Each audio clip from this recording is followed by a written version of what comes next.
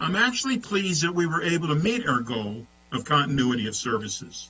For a while, that even seemed elusive.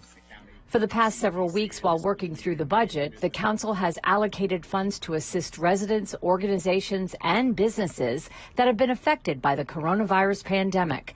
Katz says the crisis has reached... Good morning, everyone, and thank you for being at the Tuesday, June 16th, 2020, Montgomery County Council meeting. We have a busy agenda here today, so we're going to get started right away. And Madam Clerk, do we have any announcements, changes to the agenda, or petitions? Yes, good morning, Council President and Council members. On the general business agenda, we have announcements. The report and recommendations of the Charter Review Commission will be presented to the Council on June 23rd, 2020. The Council will conduct a public hearing on these recommendations and other proposed charter amendments on July 7th, 2020 at 1:30 p.m.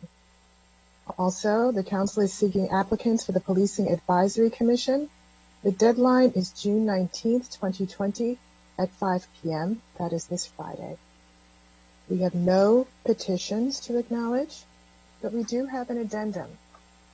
On the consent calendar, number 3 at 9:40, 3I, we have an introduction, special appropriation to MCPS's FY20 operating budget, $24,768,196, the CARES Act Elementary and Secondary School Emergency Relief Fund, source of funds, federal grant. The Education and Culture Committee work session is scheduled tentatively for June 22nd, 2020, and public hearing action is scheduled for June 23rd, 2020 at 1:30 p.m. Also added to the consent calendar is 3J, introduction, special appropriation to the county government's FY20 operating budget, COVID-19 Human Services and Community Assistance non-departmental account, support for COVID-19 response, $10,500,000 for Montgomery County Food Security Fund, source of funds, general fund reserves, and amendment to FY20 operating budget resolution 19-128, section G, FY20, designation of entities for non-competitive award status, Greater Washington Community Foundation. Lead sponsor is the County Council. Public hearing action is scheduled for June 23rd, 2020 at 1:30 p.m. Added to the consent calendar, 3K, introduction, special appropriation to the county government's FY20 operating budget, Department of Health and Human Services, $565,706 for Positive Youth Development Program, source of funds, general fund reserves, and amendment to FY20 operating budget resolution 19-128, section G, FY20, designation of entities for non-competitive award status, Identity Inc., lead sponsor, County Council. Public hearing action is scheduled for June 23rd, 2020 at 1:30 p.m. Also, the Council will be sitting as the Board of Health. Introduction, added B, introduction, Board of Health regulation to adopt Executive Order 082-20, COVID-19 Local Order Phase 2, and public hearing, Board of Health regulation to adopt Executive Order 082-20, COVID-19 Local Order Phase 2. Also added 5.5, introduction action, resolution to approve Executive Order 082-20, COVID-19 Local Order Phase 2 as the County Council, and counties sitting as the Board of Health continued. Added C, action, resolution to adopt Executive Order 082-20, COVID-19 Local Order Phase 2 as Board of Health regulation. Also postponed will be the 12:30 virtual brown bag lunch with the Regional Services Center directors. That will be scheduled for a future date. That is all, Council President. Thank you very much. The minutes have been distributed for April 21st, 2020, and approval of that was for an approval, and approval of the closed session minutes of May 6th and May 13th, 2020. And unless there are any corrections, they will be approved as received. And I see no hands up, so they are approved as received. The next item that we have is our consent calendar, and I need a motion and a second. So moved. Who was the so moved? That was Council Vice President Hucker and Councilmember Rice. It made this the second, and Councilmember Jawando would like to speak, please. Thank you, Mr. President, and good morning to my colleagues and to the public. I wanted to speak to items F and J. Last week, we took a major action, and I'm so appreciative of all of our support. And on this consent calendar is the resolution that we introduced last week declaring racism a public health crisis. We know, as we discussed last week, that whether it's COVID-19, our criminal justice system and police violence, many health disparities, our educational opportunity gaps, transportation and infrastructure, that racism embedded in these systems and structures is hurting Black and brown people, is literally killing them, and it is an emergency, and it's a public health crisis. So I want to commend the action that we're taking today, demonstrating that this racism is a social determinant of health. And as some people have known that for a long time, others are now seeing it in brutal form in the death of George Floyd and police violence. And we're committed as a county to move forward with the work that we've already done, with work that we're going to do, to disentangling and dismantling racism from our systems and from our structures so that all of our residents can achieve their full potential. And that's really what this is about. So I wanted to thank everybody for supporting this, and I'm really glad we're taking this action and look forward to pushing, implementing the actions in the resolution, and also pushing for the governor and our state legislators to call for a similar declaration at the statewide level and really nationally.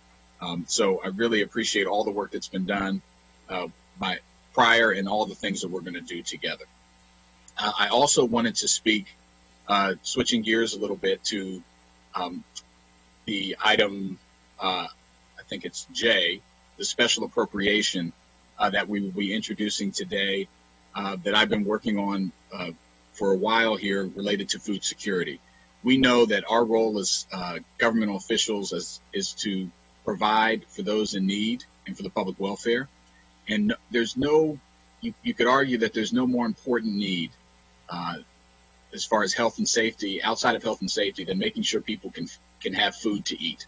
And we know that before this crisis, there were many that did not have food and that were insecure. And we had great organizations like MANA and Capillary Food Bank and so many others that have been stepping up for years to support that effort. And now in our Food Council. But now we know, with unemployment, with 40 million plus Americans out of work, and many, many more coming onto the rolls in this recovery, even though as we begin to open, we know it will be slow and there are still people hurting, we're going to have to make a substantial investment in our food security infrastructure. We're ahead of the game, and thanks to the great work of our Food Security Task Force and the Food Security Council, we have a comprehensive and robust plan to engage and meet that immediate need, but also make sure that we're investing in the infrastructure for the future.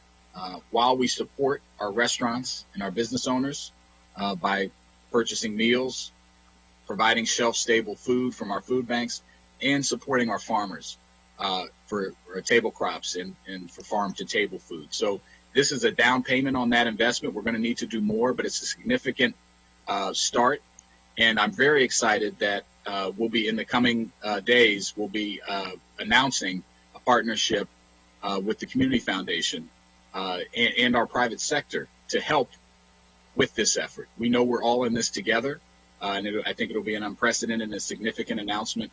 And this $10 million will leverage $5 million in private sector funding, and we're already off to a good start, and we'll be talking more about that in the coming days. So I thank my colleagues. I know we'll vote on this and have a public hearing next week, but I wanted to note that it's significant that we're taking this step forward for all of our residents today. Thank you, Mr. President. Thank you. Councilmember Navarro. Thank you, Mr. President. And I am happy to support, obviously, the two items that Councilmember Jawanda mentioned. I think that it is important to underscore the fact that item F really does follow up and supports a lot of the work that we have engaged in. And I am so excited that we are being so methodical with this particular work. I think that maybe it seems like we're taking our time, but I think that, as it was mentioned yesterday during our first session on the Racial Equity and Social Justice Law, the reality is that this county has done a lot more than many other jurisdictions. This is what our equity officer mentioned, so I'm really pleased to continue to work on these issues along with all of you. I wanted to highlight item number 3A, which is our supported fiscal plan summary. This is the resolution and introduction to support that, and this is for the FY 21 to 26 Public Services Program. And as all of you know, we have to approve this to affirm the work that we have done thus far, what we did in May.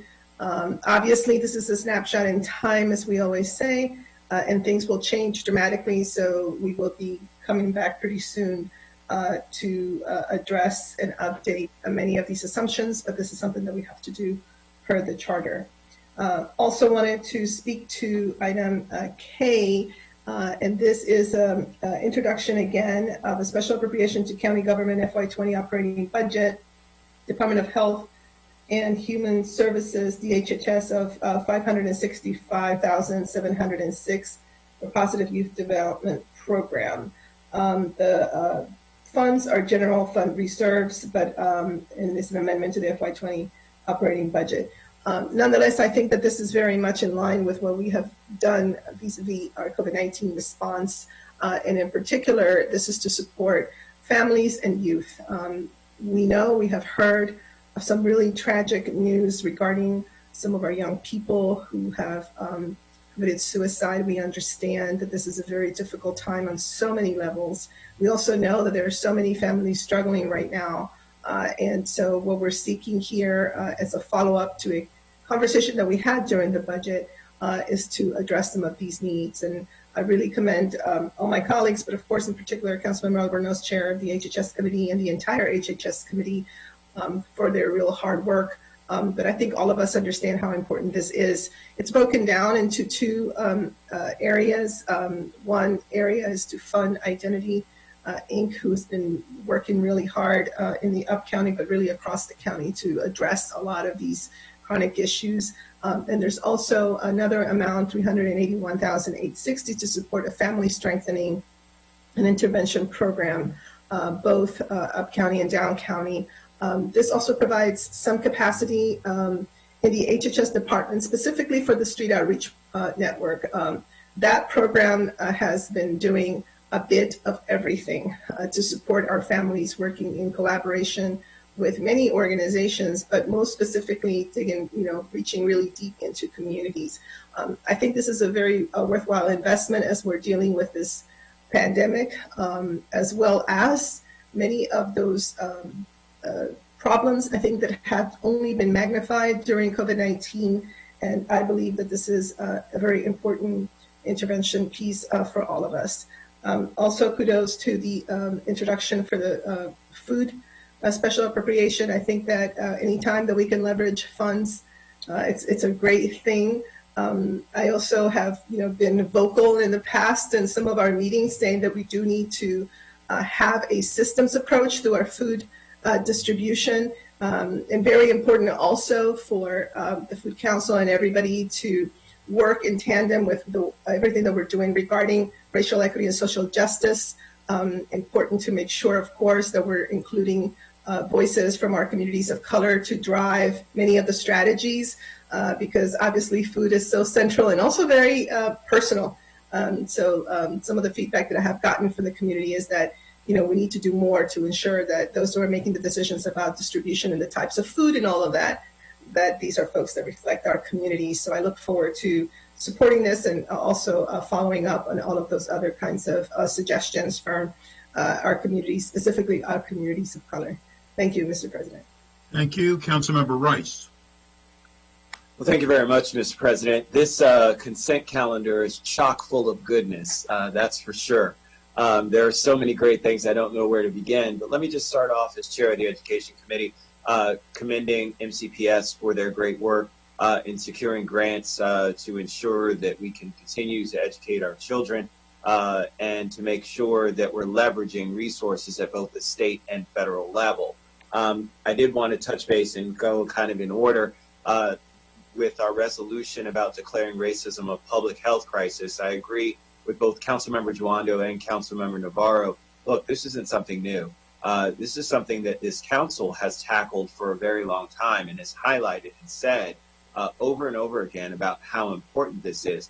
But it's incredibly important for us to make sure that although we've continued to say that and continue to work, we need to make sure that people know that we're very aggressive in terms of what we want to do and what we want to accomplish in terms of eliminating some of those barriers and roadblocks that keep people of color from accessing the same sort of future that other non-people of color have here in Montgomery County, and that is longevity and quality of life.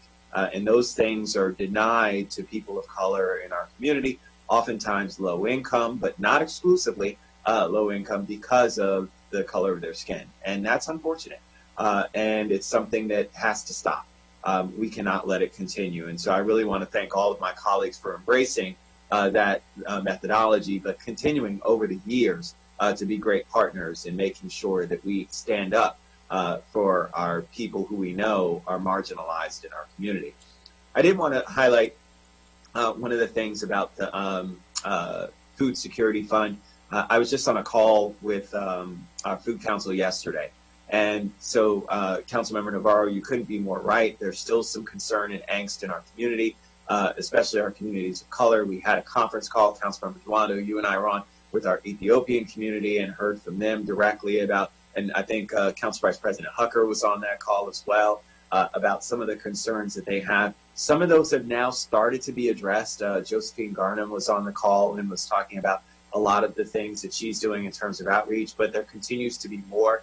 I know I heard from some folks who were saying that culturally appropriate food, the things that we had allocated money for, still continues. While it's gotten better, continues to still be an issue. So we need to make sure that as we're doing this, that we're dotting our I's and crossing our T's to make sure that that's there. And then the methodology of how we're doing it in terms of really leveraging that funding is exactly in line with what we see across agencies, you know, whether it's our Arts and Humanities Council who leverage their grant funding with Power to Give. It really is important for us to continue to do this to make sure that we're highlighting. And so thank you. It's a great idea and something that makes complete sense in terms of how we can make this happen. At the very beginning when this pandemic first hit, what did we say?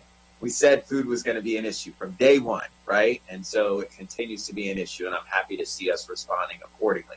And then certainly last but not least, when it comes to our positive youth development, thank you, Councilmember Navarro and Councilmember Albornoz for leading the effort in this. It's one in which we certainly know all too well, and thanks to all of us for being co-sponsors and supporting this as a county council initiative now. Because it really is something that is incredibly important for us to understand, and especially with our children being disconnected from school. And I want to say that because in all due respect to MCPS for all the efforts that they put forth to keep people connected, the reality is it's only as good as your technology and only as good as your time and ability to be able to do those things. And so we see that some of our students are able to maintain those connections, maintain that interaction, and others aren't. And all that does is distance our students from their friends, distance them from their teachers and from their schools, and it makes them more susceptible to a lot of the things that we talk about. Not even just the nefarious, you know, oh, he's a person's being recruited for a gang, but also when it comes to the mental health of our students as well.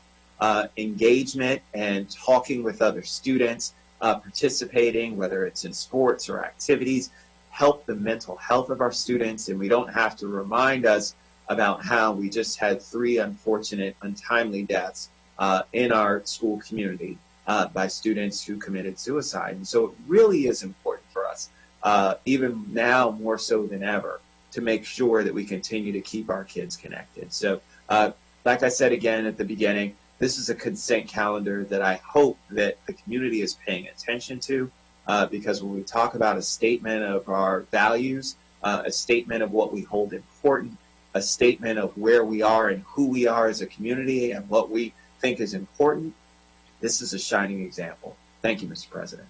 Thank you. Councilmember Auburn-Knox.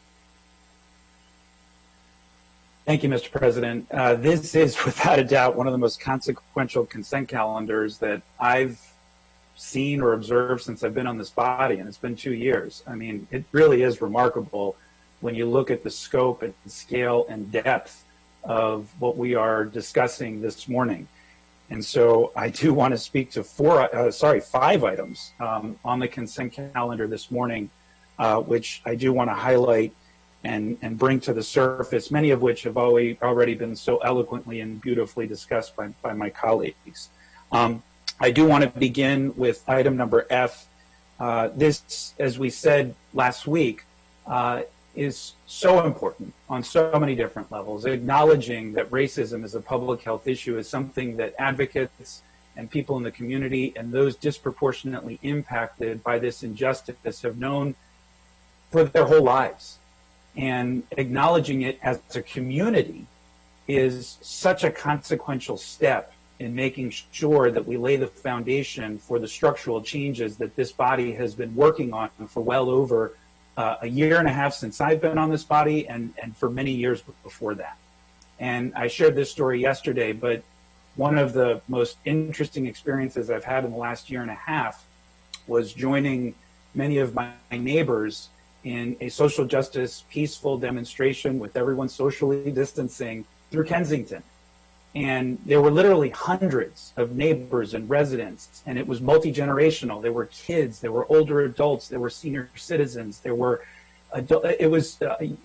teenagers. And we marched through Kengar. And it just struck me that as I looked around, many of the people whom we were marching with said that they had never been to Kengar, didn't even know it was there. And these are people that have lived in Kensington their entire lives. And so this is a unique moment that we need to build off of, and I'm confident we will. This body has demonstrated very clearly that we will be decisive and that we will be ambitious in making sure that we fully address and meet this moment at this time. So I'm proud to join all of my colleagues, and once again want to thank Councilmember Jawando for this resolution and all of my colleagues for the work that we've done in this, but more importantly, the work we will do moving forward, because it is an important step. The next item I'd like to highlight is item number C. There is a special appropriation based on funds that will be going to MCPS specifically to help our communities with people with disabilities and their families.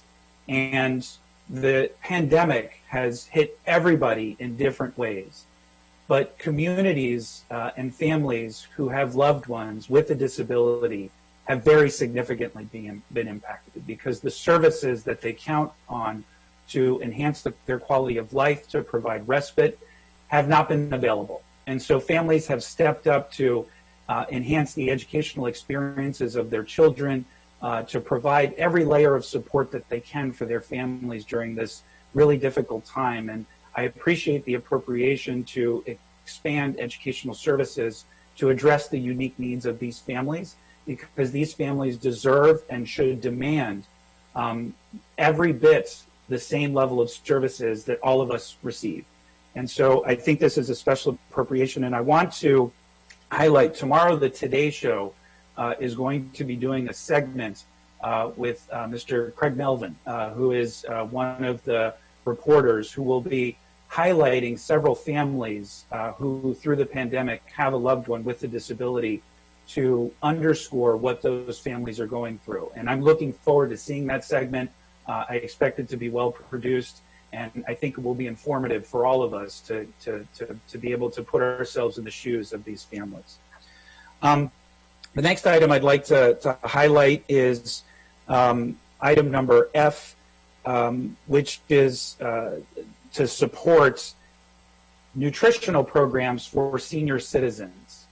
We have heard the food security issues, and I'll discuss the larger item in a moment, but having been the former director of the Recreation Department, one of the programs that I was most proud of was the partnership between Recreation and HHS in the Senior Food Nutrition Program.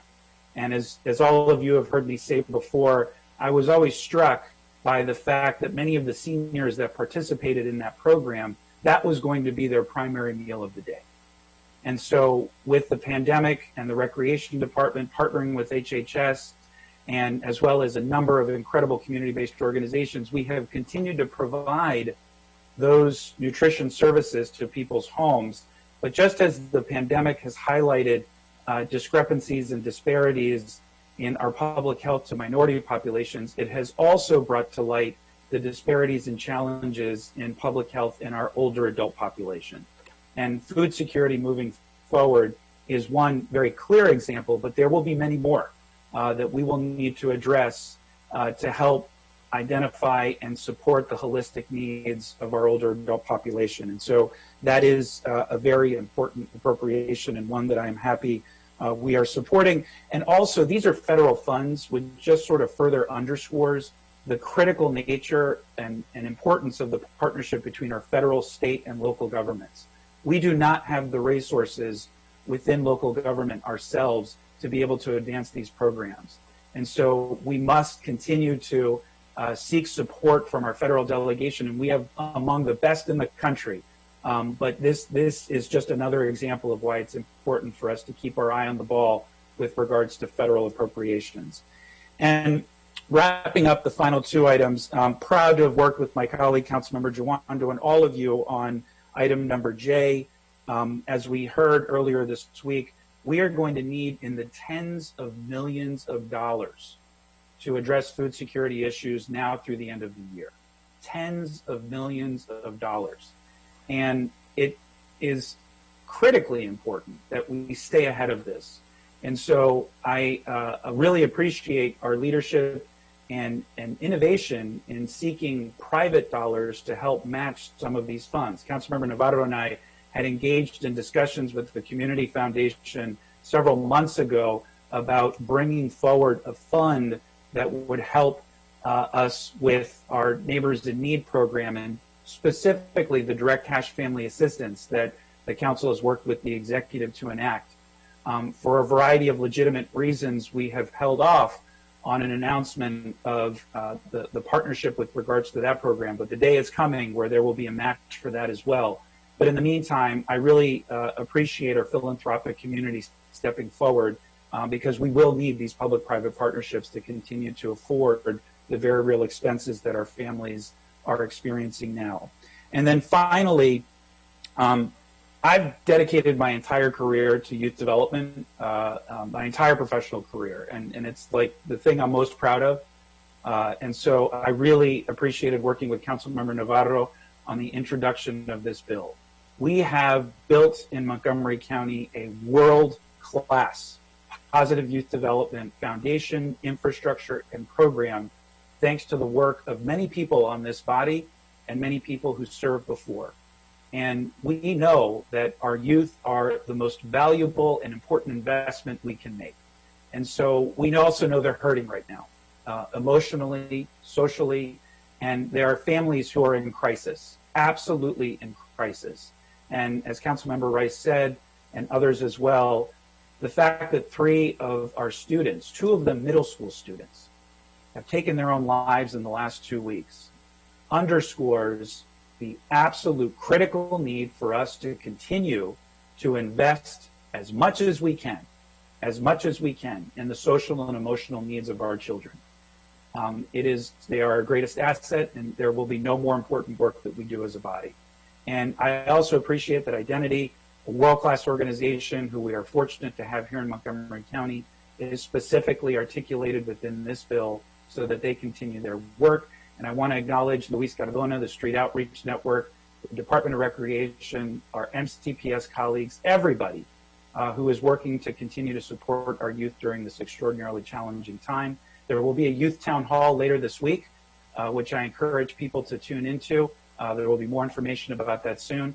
but we need to keep this as a focus. So thank you, Mr. President. That was long-winded, but I wanted to make sure we highlighted those items this morning. Thank you. Thank you. Councilmember Glaze. Thank you, Mr. President. This consent calendar, as my colleagues have mentioned, is a beautiful testament to our community.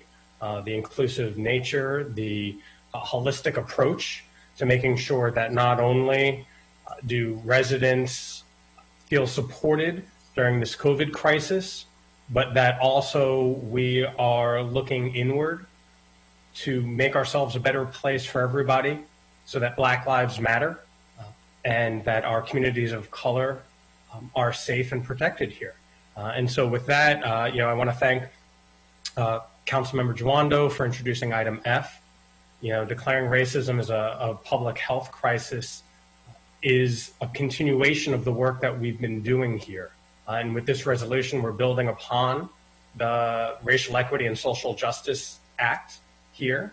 And we're going to be reaching deep down inside and determine how we move forward to make our community more fair and equitable for everybody. Now the work begins to look at the decades and centuries of laws, regulations, and policies that have targeted our communities of color. This work is going to be hard, and we need everybody who's engaged to be with us and remain engaged as we start making positive change in our community. So thank you, Councilmember Juando, and everybody for recognizing the importance of this.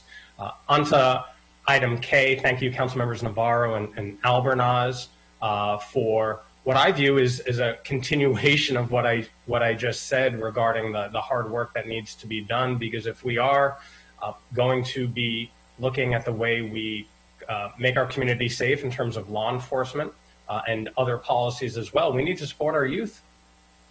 We need to instill the positive youth development aspect into them that we all know is so important, that so many of us have worked on, and many of us have had careers in as well. And so item K is a continuation of that holistic approach to make our youth safe so that they can live here freely, safely, and healthy in our community. And then lastly, regarding health, item J, food insecurity, I think it's absolutely beautiful that we're able to leverage public, private, and philanthropic funds so that everybody feels healthy and safe in our community and that they are fed.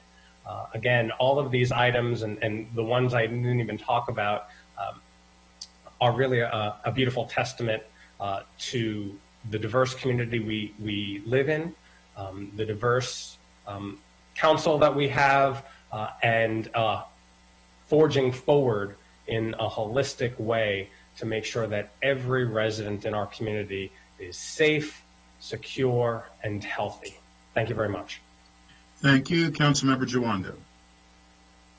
Thank you. I just wanted to briefly mention, I didn't know I was going to go first, and I forgot to mention my good colleague, Councilmember Albernaz, who I worked with on the food security partnership money, and thank you, and built off of previous concept, and also wanted to thank Councilmember Navarro for all of her work on the racial equity law. And I'm just really excited, to Councilmember Glass's point. When you think about the history of this country, for 86%, someone pointed this out to me the other day, of the time, from 1619, when the first enslaved Africans arrived, till 1965, the Voting Rights Act, the last major piece of federal civil rights legislation, most of that time, Black people and people of color have been either enslaved or legally discriminated against by the state. I think you can't understate that this systemic racism is as American as apple pie. And if we are going to be held up and true to our ideals that we were founded on, we have to take these steps. And this consent calendar certainly does that in so many ways. So I'm excited to act and to move forward. And we'll be doing more later this afternoon. But I just wanted to particularly thank Councilmembers Navarro and Councilmember Albernaz and Councilmember Rice and my all my colleagues on all these important initiatives. The positive youth development piece of action here is so critically important as our kids try to navigate this new world. So thank you. Just wanted to say that briefly. Thank you very much.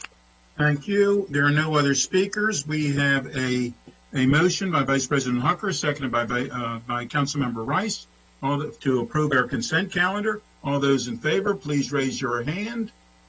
And that is unanimous. And I would have been shocked if it were otherwise. So very good. Thank you very much. The next item that we have is item number 4, and it's an action item. The Department of Housing and Community Affairs, DHCA, tenant support for FY20 and FY21, non-competitive contracts. And it's, I guess, Ms. McMillan, who's leading this off? Well, I will I'll just get Councilmember started, and then I'll turn it over to Okay. Ms. McMillan.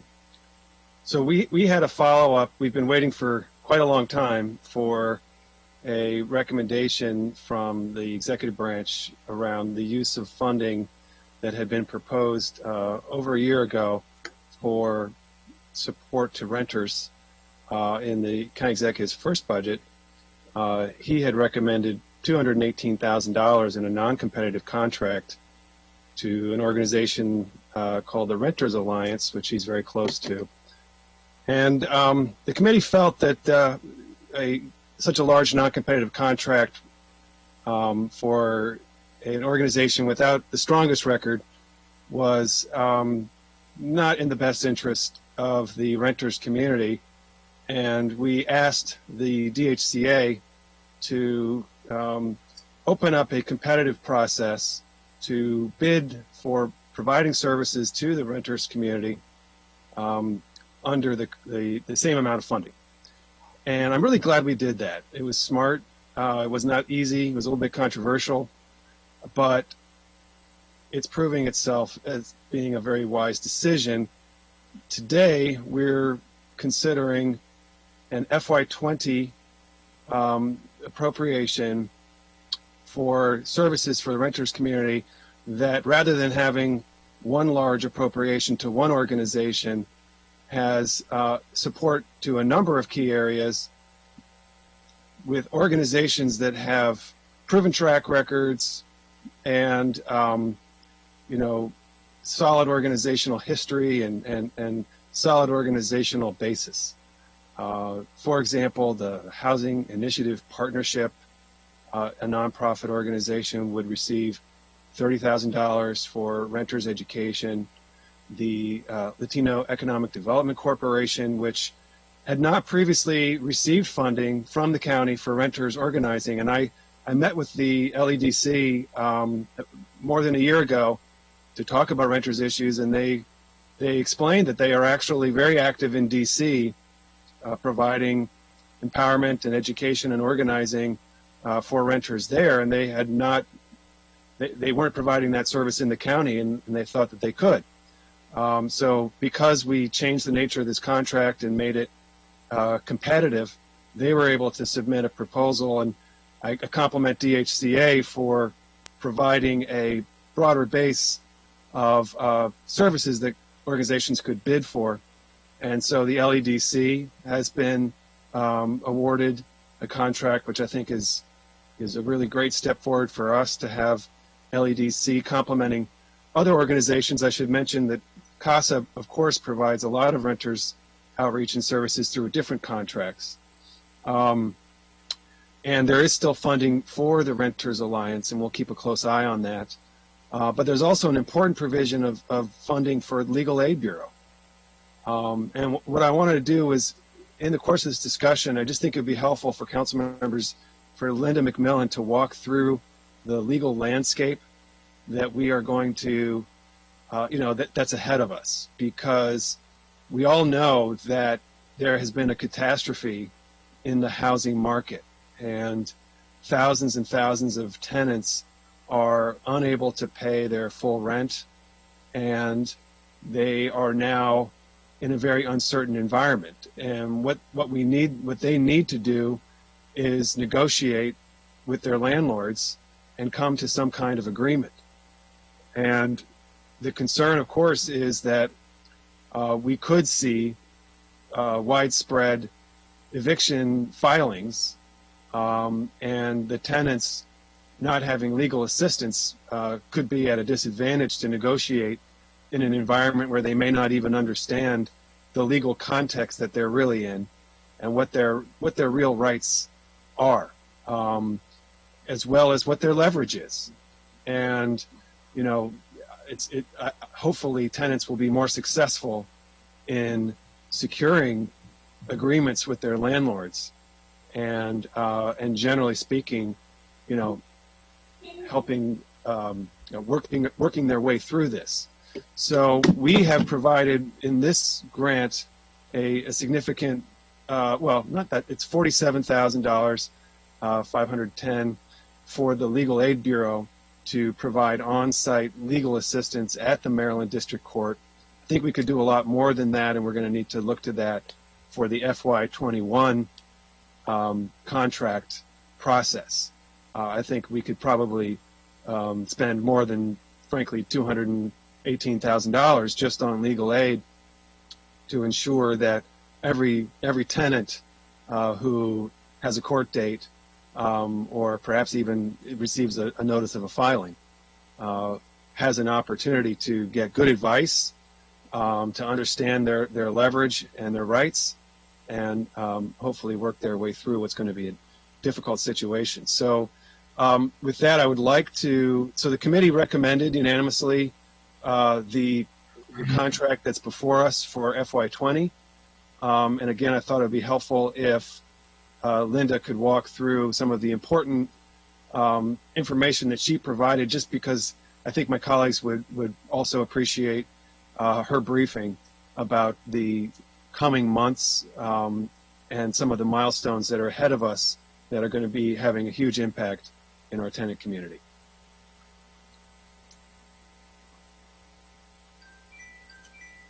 Am I still on? You are. Okay, good. My phone's ringing, and I don't know who. I thought maybe someone was telling me I haven't been on this whole time. So is Linda on? We can hear your phone as well. Yeah. Sorry. Are you able to hear me? Yes, we are. Thank you, Linda. Okay. I'll go over some of the information that the Fed committee discussed, and I would just preface that by saying two things. Some of the information that the Fed committee discussed actually was to review some of the findings from an Office of Legislative Oversight report that was completed in 2018 that the council has also discussed. And the interesting aspects of that were that at that time, OLO did find that many evictions took place in certain parts of the county and also were focused on the garden-style apartments. This is where much of the affordable housing is. And I think without having done an actual analysis of how the two areas overlapped, there was concern that these areas overlap with our highly impacted zip codes from the COVID health crisis. And so it's likely that the same households that are feeling impacts right now economically from the COVID crisis are already in those housing situations that are more likely to end up in arrears or potentially in evictions. So I did want to highlight that. I also wanted to mention that DHCA, Department of Housing and Community Affairs, and the Department of Health and Human Services are jointly convening the Recovery Framework Committee on Eviction and Homelessness Prevention, which Councilmember Reamer is a part of. And so there is a lot of discussion with many partners about how things will unfold once some of the protections that are currently in place are lifted and as the courts reopen. And so some of the information that the committee discussed were the current governor's order. The governor issued an executive order that prohibits, during the state of emergency, the courts from possession or repossession of residential real property if the tenant can demonstrate that they suffered a loss of income from the COVID-19 emergency. So this is a very important protection, but it's limited to those who actually will be able to demonstrate, and the court will have filings that need to be done to demonstrate that the impact was COVID-19 related. It can include job loss, reductions of hours, or also the need to miss work to care for a school-aged child. So it's a very important protection. Of course, we don't know when the governor will lift the order, but currently that protection is in place. But I do want to emphasize that it's COVID related, and it will, getting back to the initial point about different needs for legal advice and assistance than we may have had when this solicitation was put out in December and January will probably be needed. There will probably be a much greater need than was anticipated earlier in the year for legal assistance, particularly for low-income households. Let me just pause you again there, Linda. I just want to reiterate what you just said. That's a very expansive right for tenants to be able to. You froze. That gives them a lot of protections, but they'll need to know how to assert that right. Yes. And so that's going to be a big challenge for us, is to support them in that. And then the court has put forth a reopening plan. And so the expectation is that the courts probably won't be hearing evictions that were filed prior to COVID, or that the sheriff will actually end up with actual evictions before the end of July or mid-August. The court's schedule right now doesn't have them hearing the general failure to pay rent cases until starting in August 31st and going to October 4th. Of course, we don't know how many filings were already in place prior to the court closing, and we don't know how many evictions will be filed once the courts reopen and start accepting more filings, although filings can be put in currently. So it's unclear sort of what the backlog of the court will be and the actual time it'll take to hear this, but this is generally the time frame for evictions to be heard. It's expected that we do have some time to the end of January and in August, but again, services will need to be in place, education will need to be done to have people prepared for that court opening timeline. So I did just want to say, again, looking at the data we have from before on evictions, we do probably know how to target some of these services. DHCA, and I know the director is on this call, they did fully fund the legal aid proposal of the time, but I just do want to emphasize that that proposal was put in prior to COVID, and it looked at 2 days a week of on-site assistance at the district court. And so I think that the committee is very interested and has asked for a follow-up meeting to talk further with the Department of Health, Department of Housing and Community Affairs about what a package of tenant assistance, education, legal assistance really needs to look like for FY21. Exactly. So we got a lot of work ahead of us. So there's a committee recommendation, Mr. Council President. Thank you very much, Councilmember Navarro. Thank you, Mr. President. Thank you to the Fed Committee for this work. I do agree and supported the idea of putting this out to make sure that there would be a wide net cast in terms of organizations that already have relationships in the community. So I'm really glad that this outcome is what it is today. One of the things I did want to add, obviously, given COVID-19 and the impact in general, one of the areas that I was interested in is the possibility of job training or job placement kind partnership that these organizations who already have, I think, especially when we talk about LEDC, they really do have already a track record in these areas because this is so central to what's happening right now. So if there was a way to add some kind of language or something to that effect, so that these funds can also, should also incorporate some kind of work in that space, I would really appreciate doing that if that's possible. Thank you. May I respond, Mr. Council President? Sure, I think it's probably appropriate. I guess we'll direct that to Linda. I'm not opposed to what you recommend. I certainly think we want tenants to be connected and do a spectrum of services, to your point. And thank you for your comment about your advocacy about supporting groups that had strong relationships in the community. I do recall that. Thank you. That was very helpful. Absolutely. Yeah, yes, thank you. Yeah, so if there's a way to add some language so that they can also, I mean, they don't have to do it themselves, but I'm sure that there are ways to make referrals or partner with, whether it's WorkSource Montgomery or anything to that effect to facilitate that as an additional item. Linda? I can certainly follow up with Director Nagam, who again is on the call, but I think within the outline of tenant education services, that is the purpose of the contract that is before you, the non-competitive award.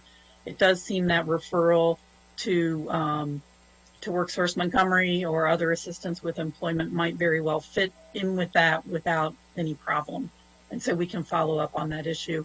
I did also just want to mention that one of the other categories of responses that was not recommended for funding at this point, but is another critical one given what's been occurring with COVID and the economic impacts, is financial counseling. And that's going to be another area where many households really, again, as Councilmember Reamer said, are going to need to be negotiating about how to have repayment plans and need financial counseling and credit counseling. And of course, unfortunately, not all companies that advertise that they are credit counselors always have the best interest of the resident at heart. So it's really important that we engage our nonprofit community to support these residents who will need that kind of assistance as well. And that's one of the discussions the Fed Committee agreed to return to for the FY21 funding. Excellent. Thank you so much. Thank you. Before we turn to Councilmember Giwando, let me just be clear then. Is there a need for a change in the action item that is before us to accommodate what Councilmember Navarro's thoughts are, suggestions were?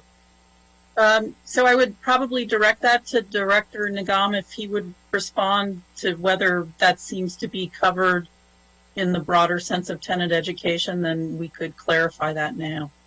Okay, and then I will turn to Councilmember Giwando. I promise. Okay. Mr. Nagam, how are you? Good morning, Asim Nagam, Director DSCA. As Linda earlier mentioned, within education services, we can certainly, ask our nonprofits as a part of that education process to put the tenants in touch with WorkSource Montgomery, job placement, or just point them in the right direction where to get help if they are looking for job placements. So that certainly can be done within the education services. So hopefully, is everyone in agreement that we don't have to change what is before us right now? Yes? Okay. Thank you. Councilmember Giwando. As promised, Councilmember Giwando, please. You're a man of your word, Mr. There you go. Thank you very much. And I was going to add, I couldn't agree more with Councilmember Navarro, and I think Director Nagam, the whole suite of services. We know that many of our folks are going to need food. They're going to need access to financial literacy. They're going to need access, obviously, to job training and all that. So I think if there can be a referral list, and I think I've seen something like this from NDHCA before, but it might need to be spruced up for these purposes, because if we're going to be meeting people that are already behind on their rent and need help, they're going to have a whole range of needs, and we shouldn't miss that opportunity to present them with a list of needs. So I see you nodding, but hopefully that can be updated and used. No, certainly that's a very good point, and we'll make sure that if the information already doesn't reside on our website, then at least it is available. And as we are interacting with our nonprofits, there is food council information, senior services, and other services. There could be a linkage that where the tenants could go if they need services, right, besides what is already included. Awesome, thank you. And the larger point I was going to make, Ms. McMillan mentioned this, but I literally lose sleep about this rental and housing and foreclosure crisis that is looming. Right now we have the protection of the eviction, stay on evictions, but that is going to end sometime this summer. And as was discussed in, late July, August. And, several of us on this council signed a letter with other leaders from Baltimore and Prince George's County calling on the governor to extend that pause on evictions for a year after the state of emergency. And I think while we need to have education and training and encourage people to work with their landlords, and we took action to cap rent increases, we need to, I think, vigorously advocate for some sort of relief, including, the letter also included financial relief for landlords and for tenants, and particularly landlords that are facing financial hardship because they're not receiving rent. And we need a comprehensive solution. Obviously, we need federal money, but I think there's things at the state level that we have to do. Otherwise, this is a drop in the bucket in our authority that we're going to be able to do to help people that are facing this problem. So I wanted to raise that. I also wanted to bring up the point related to this, Ms. McMillan, if we could follow up. Since we know from the previous rental study where these evictions have been concentrated over time in the garden apartments, we know which zip codes have been disproportionately impacted by COVID. We know we're socioeconomically, racially segregated. So we know where if there's any silver lining to the fact that we have so much inequity, we know where these areas are. And I think to the extent that we can get a real handle as part of DHCA's work on how bad the problem is and how many people we think are in need, I think that is something that we need to try to quantify as best we can, since we know where these areas are. And I just wanted to see if between Mr. McMillan or Dr. Nagam, if that's something you are anticipating doing with these funds as you go to do this outreach. What I can say is, as a part of the eviction and homeless prevention recovery work group work that's ongoing, there is going to be a survey that will put out in a limited fashion to engage our tenants and the property owners and landlords to see how big the problem is. So that before we can prescribe a solution, we have to basically see what we are dealing with.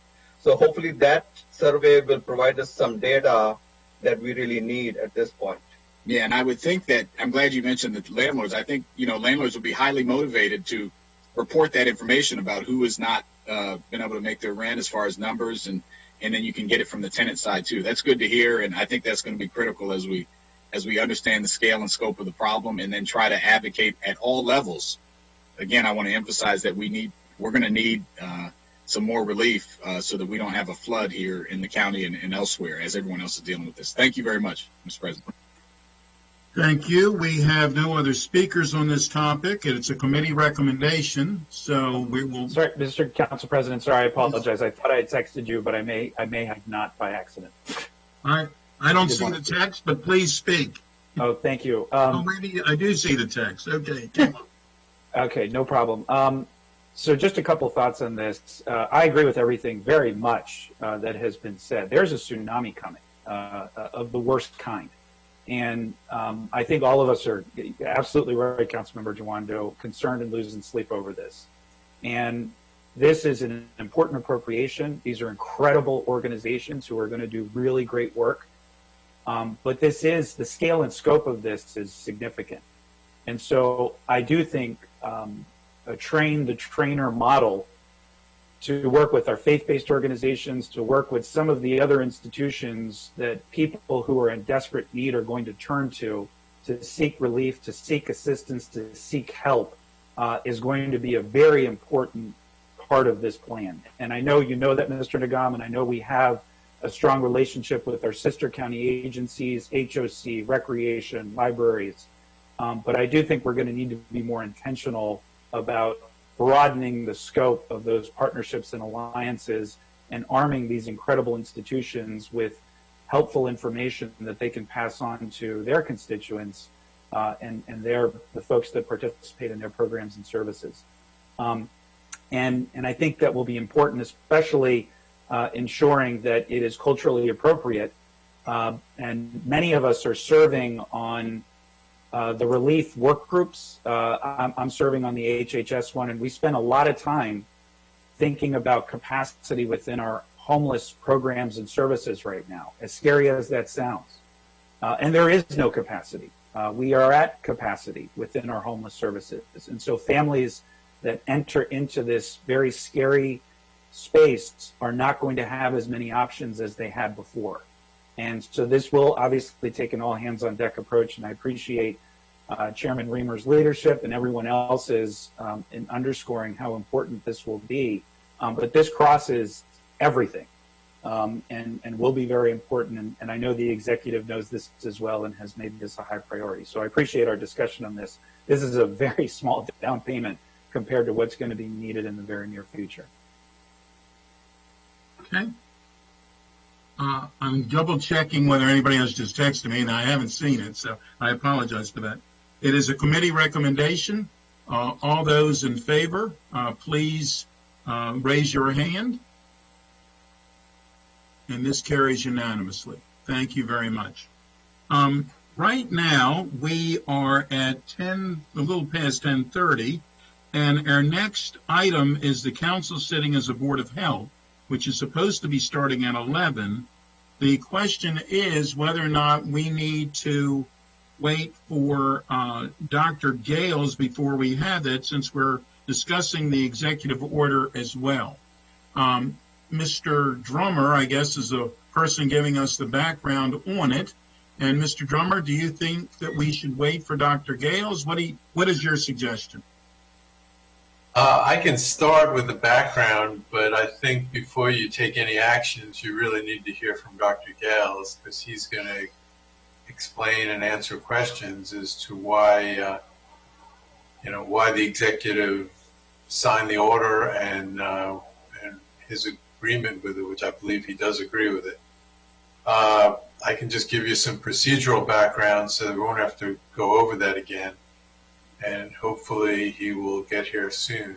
As I told him. And I'm fine with that as long as the rest of the council is as well. But we also have to have a public hearing on this today, so we couldn't just vote on it right away. I mean, there's many steps in this process. But if the council's fine, I think that we can get the background, and then we'll hear from Dr. Gales.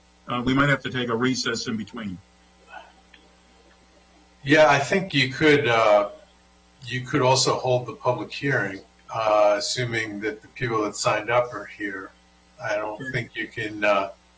You're going to have to let them speak if they show up a little later, if they come by 11. But if they're here and ready, you could do that as well. But let me just start briefly with the procedural background. As you know, let me pull up my packet here.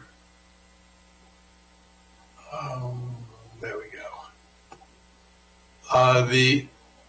The county executive, it started with the governor. The governor issued an executive order with the stay-at-home order. Then he several times started lifting it, but allowing local governments to keep restrictions,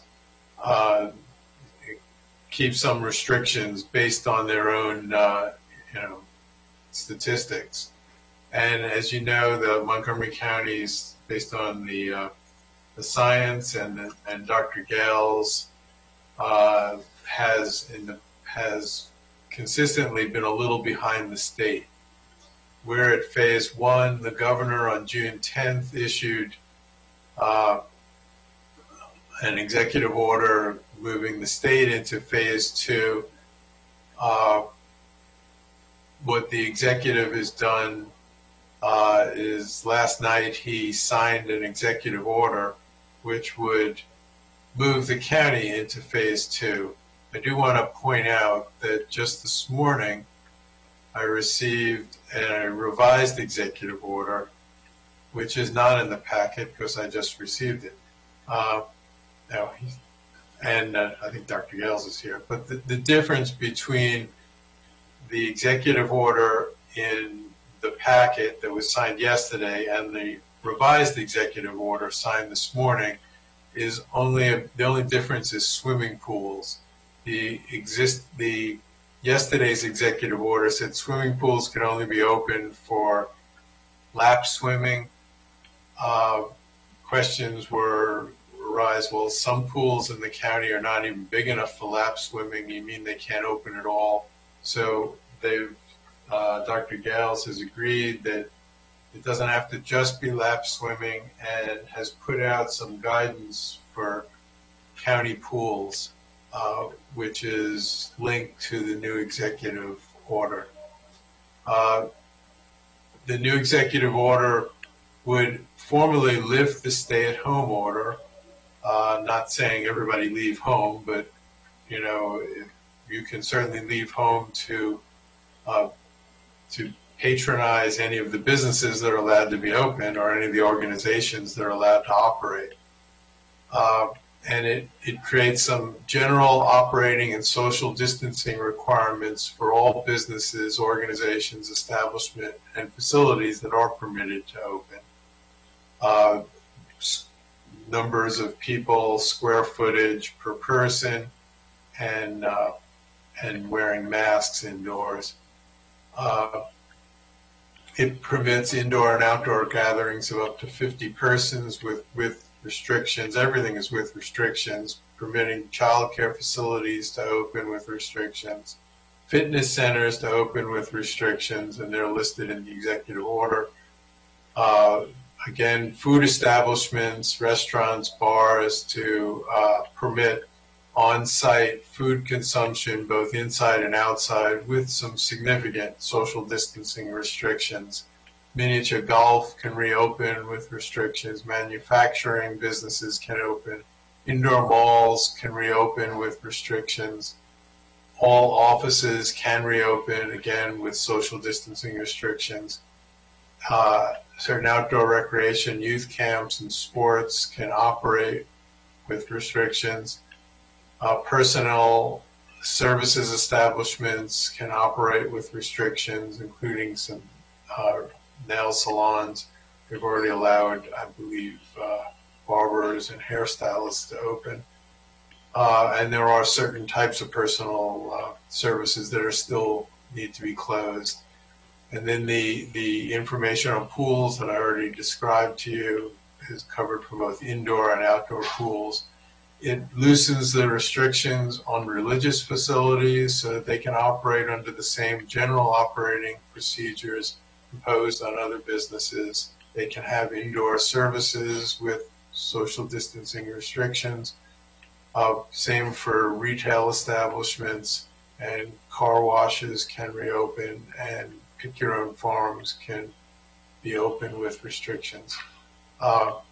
So with that, I see Dr. Gales is here. You may want to do your update now, and then you can move into the public hearing, and he can answer some questions that you might have. Thank you very much. And Dr. Gales, thank you for being even prompter than prompt. You got here before you were supposed to. Could you please comment? Good morning, everyone. I try to be, again, nimble and flexible. Not that that's what emergency preparedness is all about. I wish that could apply to, as a tennis player, I wish that could fully apply to all of my tennis skills, but I do the best I can. Always a pleasure to be with you all. And I'll go through the update quickly to leave space for time for questions and conversation. Want to preface the comments as well as the conversation related to reopening with this. We continue to be committed to looking at data and using data to guide how we move forward, particularly in terms of the types of activities that we are recommending to be reopened, how they can be done safely, and the provisions within which they can be executed. This is vitally important because we have received feedback from a number of places that a more measured approach in terms of what we have taken is the right way to go. Recently we've heard that and received feedback from a number of different epidemiologists locally, as well as when you look across the nation. We wake up today where we see other jurisdictions who have rushed and moved forward very quickly. I won't say rush because that seems judgmental, but have moved forward very quickly in terms of reopening, taking a less measured approach, and have now had to walk back some of those reopening provisions. And we have been very clear that we don't want to do that. We want to continue to see improvement in our numbers and progress in our numbers in terms of suggesting that they are not anomalies, but sustained decreases and sustained improvements. And consistent with that and consistent with the guidelines from the CDC is the recommendation that each jurisdiction, when you move to a new phase, have a minimum of 14 days to show in terms of what your trends are looking like. And with that in mind, we felt that the numbers had moved in the right direction to allow for some aspect of further reopening of certain activities. And for the folks watching at home, the way those activities were determined was looking at and assessing the risk of exposure, the risk of transmission. And so for those activities that may have carried a higher score, so to speak, in terms of risk that we are allowing, there have been very strict guidelines and provisions put in place to minimize those potential factors of transmission. That's why we continue to emphasize physical distancing, face coverings, capacity limits in terms of the number of folks in particular spaces. So I just want to make sure that folks understand at home that's what we continue to use as our guiding principle. And I will say this unequivocally. I actually did an interview this morning with a reporter who was saying that, lots of jurisdictions are feeling pressure. Or, there have been a lot of public health officials who have resigned. I think of the data scientists in Florida and a number of other places feeling pressures in terms of the non-science factors in terms of reopening. And I was able to respond to say that, look, I'm very fortunate to be in Montgomery County, where we have a county executive and a county council who are committed to using data and science and valuing the input from a health perspective in terms of making next steps. And so I just want to say I appreciate that feedback and appreciate the space to be able to provide that guidance and be able to have conversations around the value of health and the value of science and data. Now, that said, moving forward quickly to the numbers, this morning our case count is 13,709, which represents 52 new cases from the previous day. We have seen, fortunately, a number of lower case days compared to where we were before, and our overall, the 3-day averages are continuing to decrease. Now, it's important to put that into context. Again, we want to continue to expand testing even more than we have. But these number of new cases are coming in the setting of increased testing. So we're seeing a decrease in new cases with an increase in testing. In fact, we have now tested almost 74,000 residents in the state and run almost 85,000 tests. Again, we know that we need to do more, and we're committed to doing more. And that represents 7% of our total population. The test positivity rate currently stands a 7-day average of 8.1%. Our R-naught value in the last 5 days has ranged from 0.56 to 0.97. So we continue to be below 1.0. Additionally, we are, again, coming up with multiple strategies to increase and enhance our testing. We have added an additional site at the Wheaton Rec Center on Fridays. Additionally, we have finally moved forward with project, well, I won't say the name out loud, but we'll publicize that shortly, of being able to stand up our mobile testing unit, which will allow for pop-up testing. And as a reminder, consistent with our strategy to focus on, continue countywide response, but really focus in on those 10 zip codes, is to be able to identify multiple venues where the county can do testing, but also multiple sites and opportunities to partner with community agencies to execute testing, most likely through dissemination of kits to them to be able to share with their respective clients or members. And we do have a number of those conversations in work now. They're not finalized, but they are in detail and will be announced once they are finalized. Additionally, we're emphasizing and consistent with the state's approach in terms of rooting out cases and the viral load in our nursing homes and assisted living facilities. We are prioritizing that group to be able to provide testing on a serial basis. So every 5 to 7 days, conducting testing in those sites for residents and staff members until we get those numbers down to 0. Additionally, we are also open, again, looking at other strategies where we can increase and enhance testing across the different modalities, including nasopharyngeal swabs, as well as the oral self-collection kits, which are a high throughput option. And we will be disseminating those kits to a number of other agencies, including at least 2 hospitals and a number of county agencies and organizations for county employee testing, as well as other venues prioritizing those who are first-line responders and essential employees. The second component that I wanted to provide some additional information on is our contact tracing component.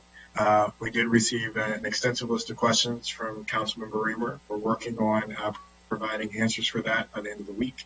But in terms of some early updates on that, there was a question about we have utilized our school health nurses to provide those services over the last several months. We had 79 nurses participating in that process, and 55 of them will be staying with us over the summer. And our strategy to augment and supplement that includes working with a contract agency, which is in the works in terms of recruiting individuals, contact tracers through the contract mechanism, as well as outreaching out to community organizations. We have one meeting, again, that I've mentioned with Casa de Maryland this week to discuss recruitment of individuals within their organization. We have reached out to a number of other community agencies to represent diverse sections of communities, including our Asian communities. I know that's broadly defined. Our Ethiopian communities, as well as our French Caribbean communities as well. So that is in the works. And the numbers that we have in terms of contacts. So with the cases from last Monday when the state system went live and we were brought into that, we have for individuals who have been contacted within the 24-hour period and completed in 76% of those cases. Now, 100% of the cases have received a call within the first 24 hours. The 76% is representative of individuals who were called and talked to within that 24-hour period.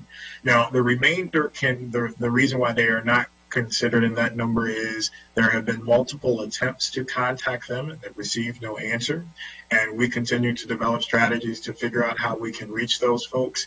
At a minimum, based upon the address that is in the system, individuals will receive a notice of their results and also a request that they follow up with the health department in terms of contact tracing.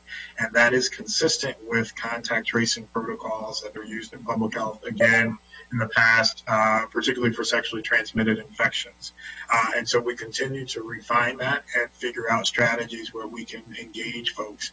And part of that is the state has conducted a PR campaign on the value of contact tracing and educating people on why you need to answer that call and answer that phone. That's something that we're working on internally here as well. And I think working with the community agencies will prove very valuable in that aspect in terms of being able to educate the different communities on who's calling you, why you need to answer the phone, why it's safe to answer the phone, and how that data may be used. We also have further conversations with the state on getting additional assistance from the CDC from an FB and a surveillance perspective. And I believe our next follow-up call on that is tomorrow. I think that covers it for now. And I know there'll be other questions related to that, but also questions related to the reopening for phase 2 on Friday. Happy to answer any questions. Thank you, Dr. Yes. Because of the late hour that, or literally a few moments ago that we received the information about the pools, are you familiar enough with the other areas that have opened their pools or are opening their pools and the difference that Montgomery County would have versus those areas? So the language that we have as far as the amendment that was put forward related to pools is consistent with the state guidance. I think we have put in additional language in terms of capacity. So that is the difference between, our language and level of reopening the pools versus the state. So in each instance, I don't believe the state did not put in provisions to say lap swimming only. It said pools are open. My concern is from the health perspective is that the activity carries a lower risk, But what we know is in many of these situations, the activity may carry a lower risk, the actual act of swimming, but making sure that we do what we can to discourage any type of gatherings or other situations or congregation that might actually be the factors that enhance transmission. So that is why we put in extra provisions in terms of capacity, consistent with our capacity-driven approach in restaurants, retail settings, things like that, to limit the number of people who can be in those spaces safely at any given time. Thank you. What I'm going to do is ask for to discuss the order, and then we'll go to Earl. So, Councilmember Reamer is next. Thank you. Thank you so much. Quick question, Dr. Gales. Are you also joining us at 1:30 for the public hearing followed by action on the order? No, the public hearing, I started to text you back, Hans. This public hearing is at 11:15. That was advertised for 11:15. So this public hearing will not. There's nothing this afternoon. Right now, we're doing everything we're doing on the order. I want to be clear. We have public hearings this afternoon starting at 1:30, but not for this topic, not for the executive order. Okay, the great. executive order public hearing was advertised for 11:15, and that's when we'll have this one. So I have a few questions that have come about the order that I'd like to either I need to understand, and I don't know if we need changes or not, but I'm sort of a bit confused. First is about youth sports. If I'm reading it correctly, the governor's directive around youth sports that is in effect outside of Montgomery County now, which our new phase 2 would basically sync us up with the governor's order around youth sports.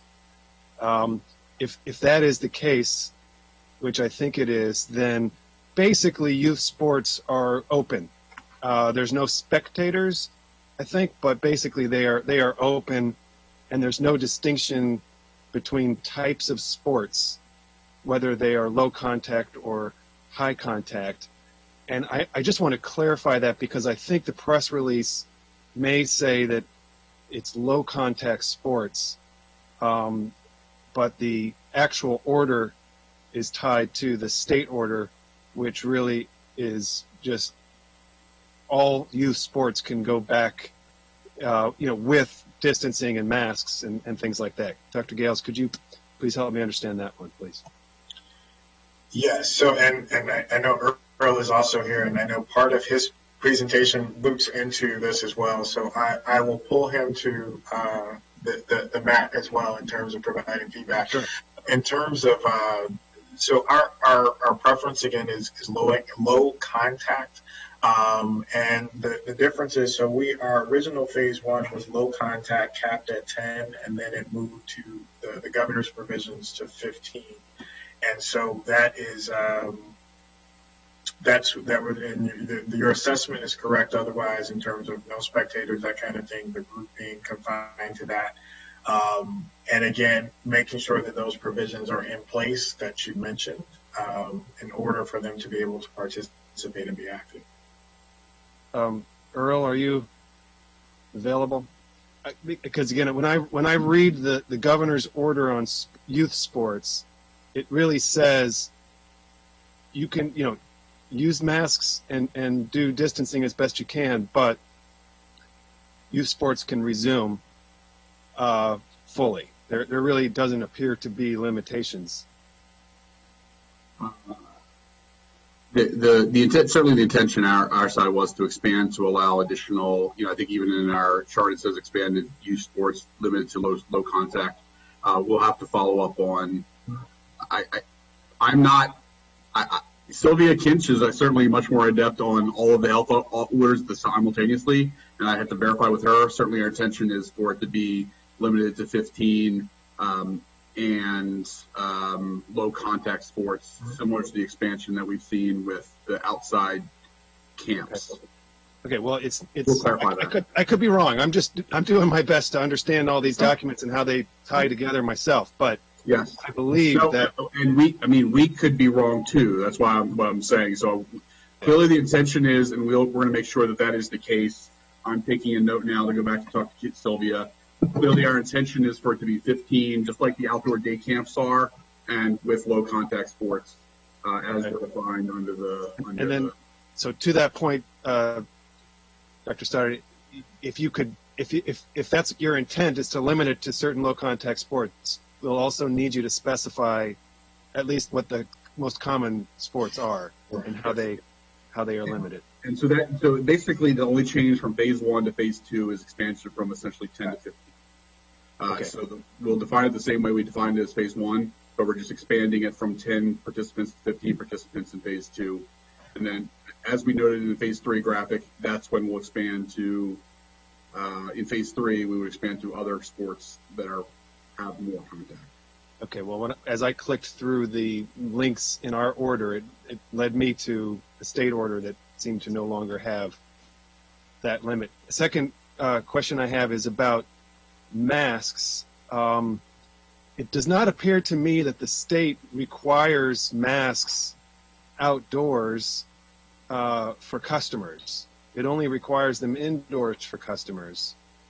And there's not like a general mask requirement for people when social distancing is difficult wherever they may be, indoor or outdoor. And so first of all, I wanted to ask about that because, as we see like downtown Bethesda, downtown Silver Spring, we're starting to see a rebounding of outdoor, commerce, but there's probably confusion about mask requirements. So again, it does appear to me that the state, and we are relying upon the state, as I understand it. The state does not have that requirement. It only is a requirement for indoors.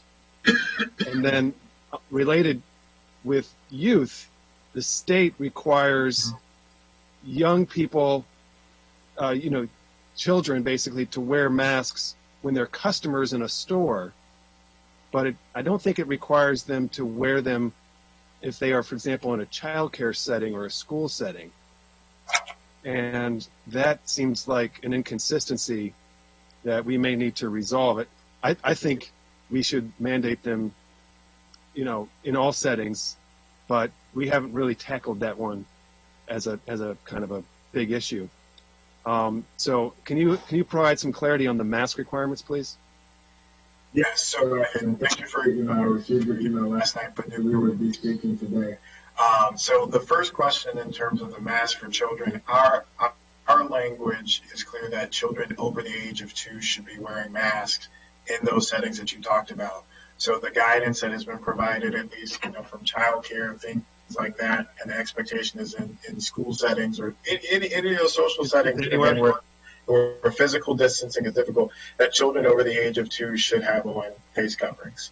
And secondly, in terms of our expectation as well, is that when you have customers who, again, are in physical spaces, whether they're outdoor or indoor, where you can't, where physical distancing is not possible, is the expectation that face coverings should be worn there too.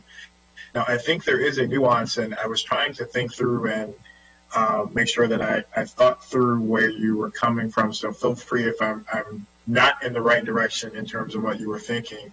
Is I think the instance where there are customers who are in outdoor spaces that don't have a mask, for example, at restaurants. So the language is that, when you're seated at your table, whether you're indoor or outdoor, and you're eating and drinking, that you aren't required to have on a mask during that activity, but any other time you should have on a face covering, again, in settings, whether they're indoor or outdoor, where physical distancing is not possible.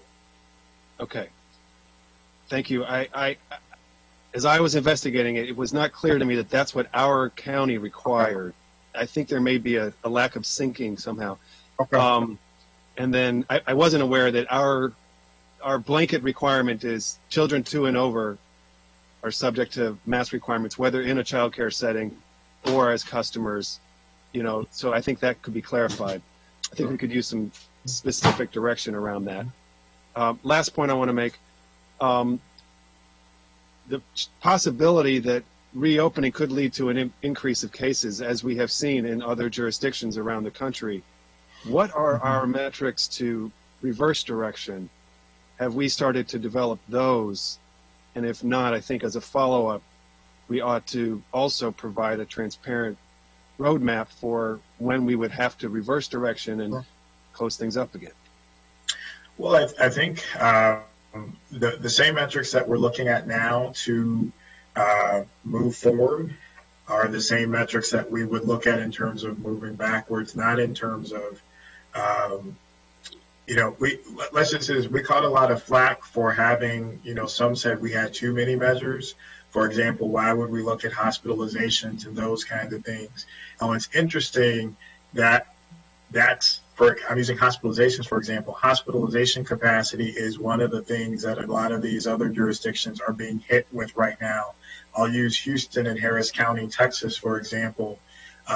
They, in their first wave, they didn't utilize a lot of their surge capacity in terms of hospitalizations, but now they went from not utilizing that to reopening to their hospitals are at full capacity, and they're having to, I believe, utilize their football stadium for additional space to be able to open up and increase their hospital space. So again, the same measures that we have used to guide us to move forward are the things that we're going to continue to follow, both in terms of can we move forward or do we need to move back.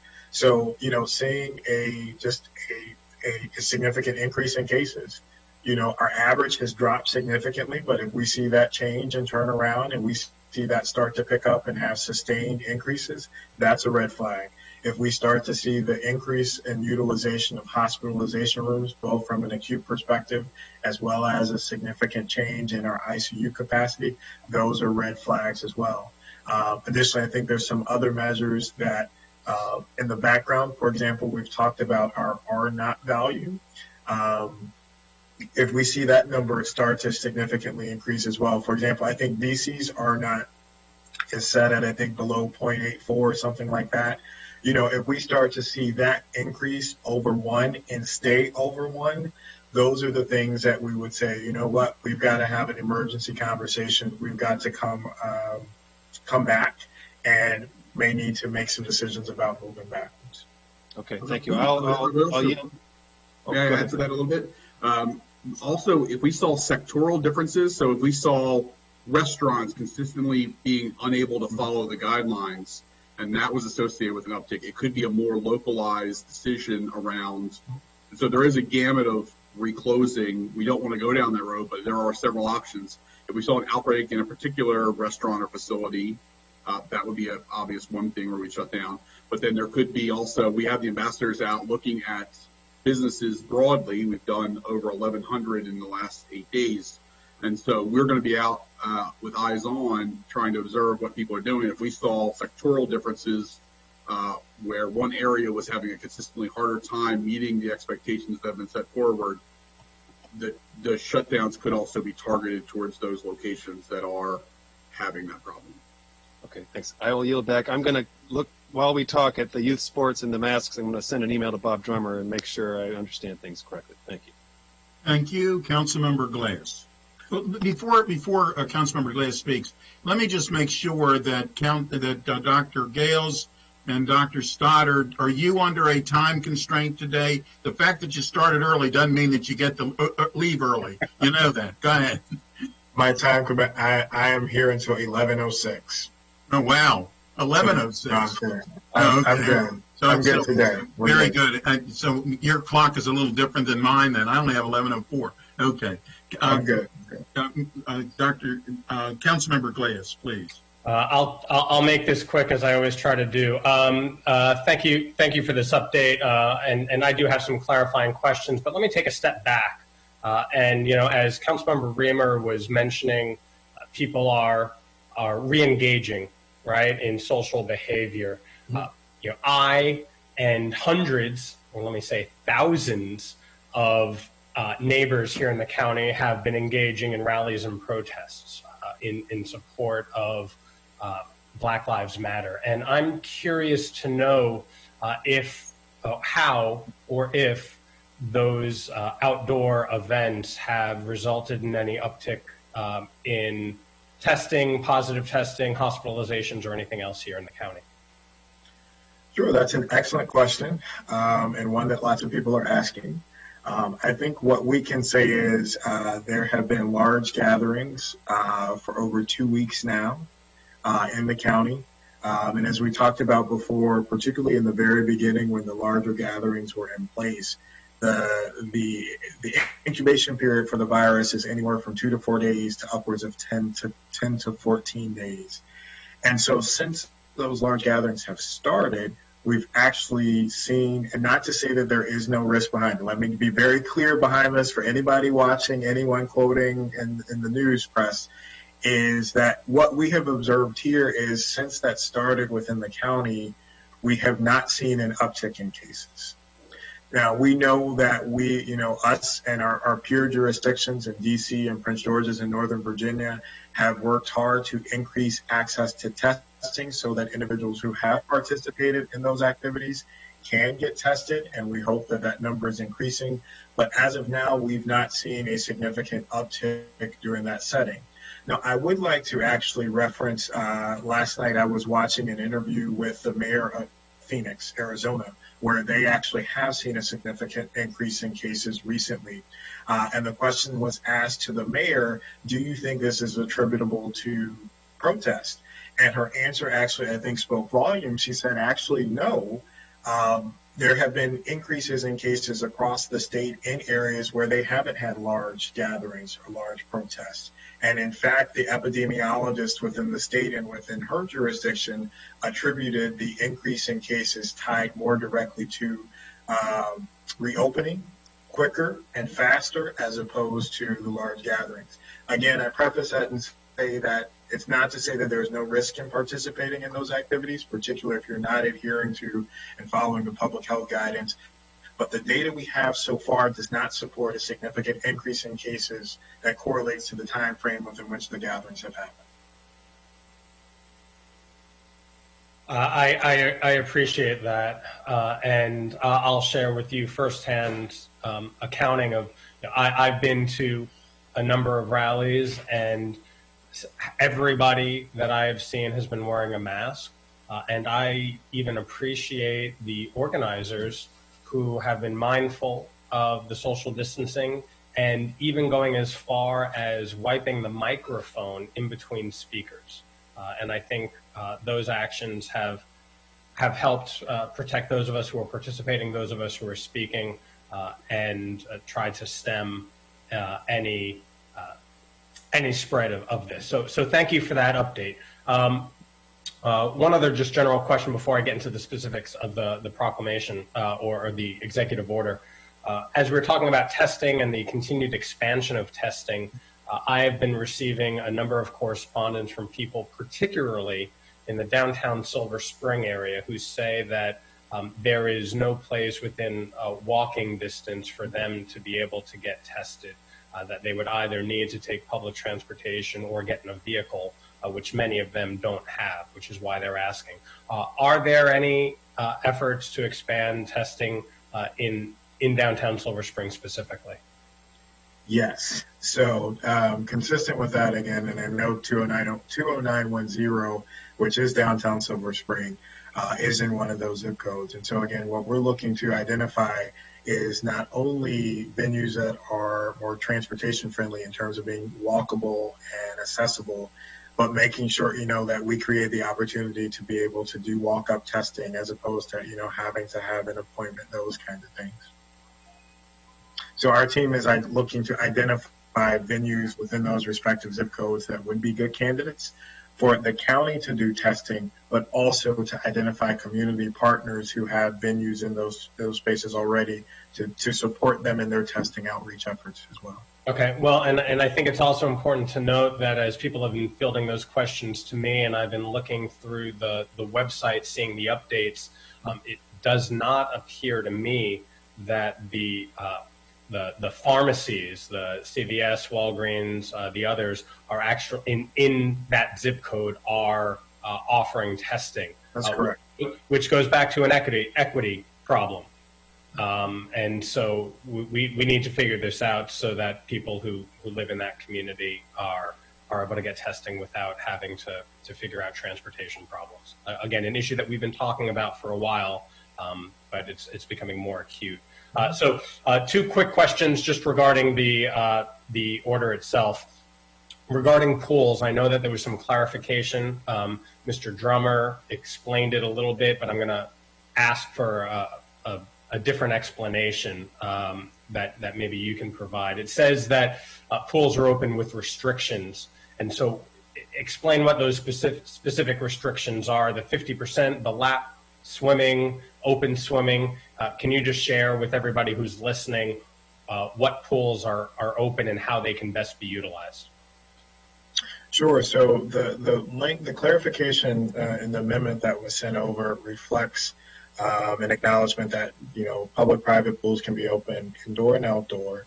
The requirement is not that they have to be used for lap swimming, although that is the preference. But it does provide strict capacity limits in terms of how many people can utilize those spaces. Because again, the actual act of swimming itself is not as high risk as some other activities, but it's the other things associated with it, again, in terms of shared equipment and the ability to congregate in settings. And so what the language requires is that there are capacity limits that actually go beyond just saying 50% capacity. It says if you have a pool, you've got the square footage divided by 36, which gives you your number in terms of how many people could ideally safely physically distance themselves in a pool at a given time, as well as provisions to talk about how shared spaces and surfaces need to be cleaned on a regular schedule, again, to mitigate any potential increased risk of transmission upon shared surfaces. Okay, thank you for that explanation. And last question I have was directly sent to me by someone who does youth programming in the arts space, and specifically the question is about the Phase 2 requirements regarding youth participating in indoor exercise classes, and specifically it's about a dance program that a constituent has. Are participants in such programs, indoor dance programs, required to wear masks even if they are physically distanced? I think the expectation and consistent with our guidance for gyms is that we would expect people in indoor settings to wear face coverings while they participate in those activities. And so let me just one follow-up on that. Is it an expectation for people engaging in indoor activity to wear a mask, or is it a requirement? Well, in the language for gyms, we require that they wear them. Okay, so gyms are a requirement, but other kind of activities they would be preferred. I don't know how the indoor dance studio is being.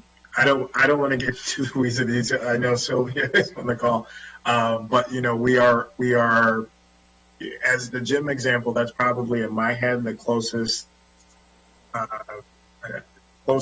to what you're describing. We are requiring that they be worn. Great.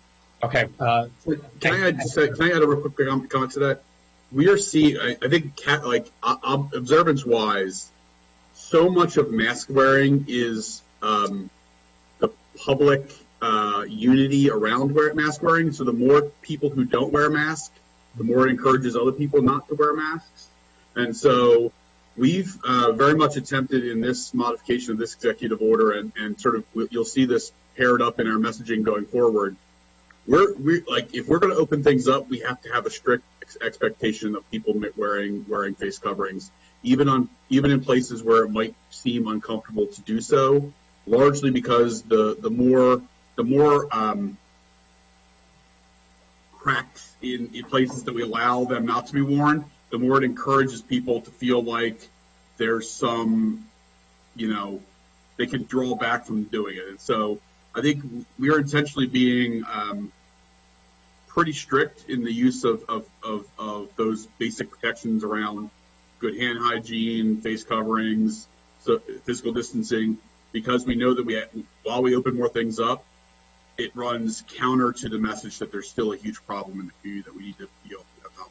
And that is why I was diving into the question regarding requirement versus encouraged. So I appreciate your explanation. Mr. President, I yield back.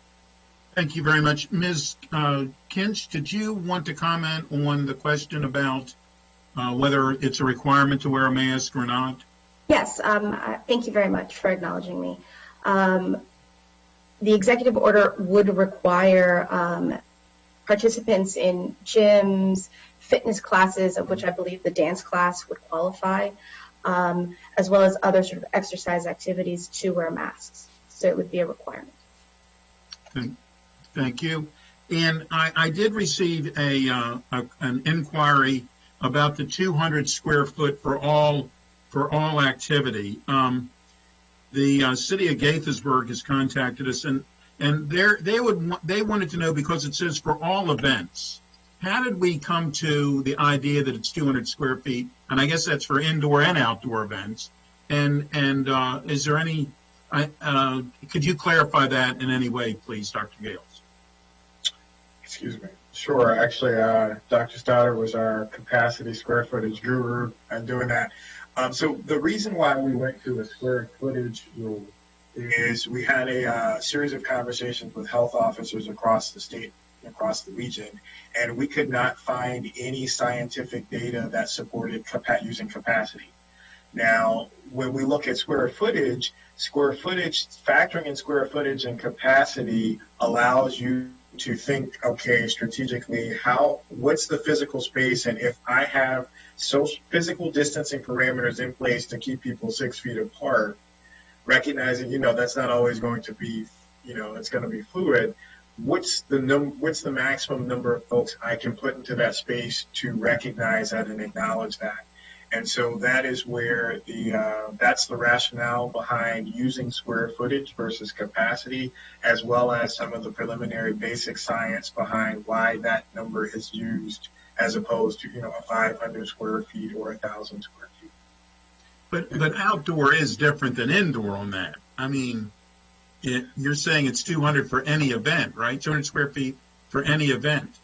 Well, it's the same principle in terms of you being able to be within a space 6 feet apart, and to safely be able to physically distance from one person to another. Okay. Councilmember Auburnoz. Thank you, Mr. President. Many of the bases have been covered by the very astute comments and questions by my colleagues, but I'll begin with this just to frame it based as a follow-up on our discussion last week regarding the GO teams and the rapid response teams. And this is more of a comment for our county residents, because I think all of us on the Zoom call know this to be true.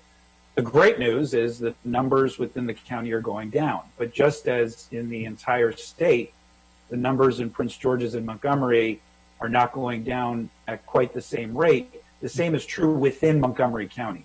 And we continue to have significant issues in a handful of zip codes. And the numbers are probably higher than we realize, because many of the people within those zip codes are in fact not being tested.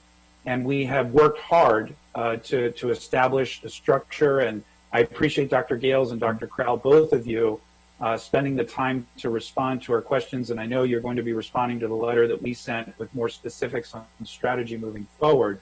But I want our general population to understand, while the numbers holistically across Montgomery County are positive, they remain troublesome and very challenging in specific communities. And so I do think moving forward, we're going to need to flood those communities with masks that are free, particularly as businesses open and many of the people that reside in these communities work in those businesses. And we are also going to need to triple down, not double down, on the efforts that have been taken up until now to ensure comprehensive testing within those specific communities, to address the transportation issues that Councilmember Glass brought up and other issues that are unique to those communities. And as we discussed last week, that's particularly true also within our disability community. And so it will be critically important that we provide on-site testing more so than we are now. And I know we all know that, but I just want to underscore that for our residents at home, that we are way not out of the woods. And in particular within those specific communities that we're all familiar with. Middlebrook, Long Branch, White Oak, that's where the highest concentrations of cases remain. So that's sort of a headline that I don't want to lose sight of. The second thing is with regards to pools. So I know a thing or two about pools. And the operation of pools and the management of pools is difficult even in the best of times. And this is going to sound like Debbie Downer here, but drowning is the leading cause of death in children under the age of 11 across this country. And like so many horrific and tragic indicators, it disproportionately impacts communities of color that don't have the same access to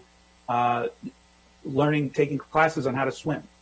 And so I am deeply concerned because I know that pools and their operation, again, even in the best of times, have a hard time recruiting lifeguards. It's a profession that, for whatever reason, people don't take up as much as they used to.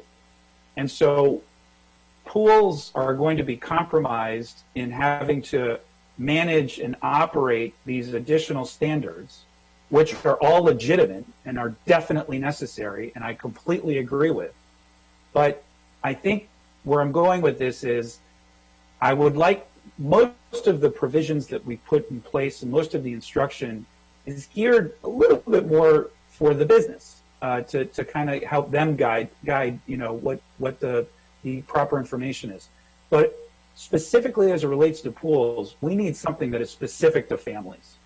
And just as even before the pandemic, we encourage families to ask questions about what the lifeguard ratio is to the participants in the pool.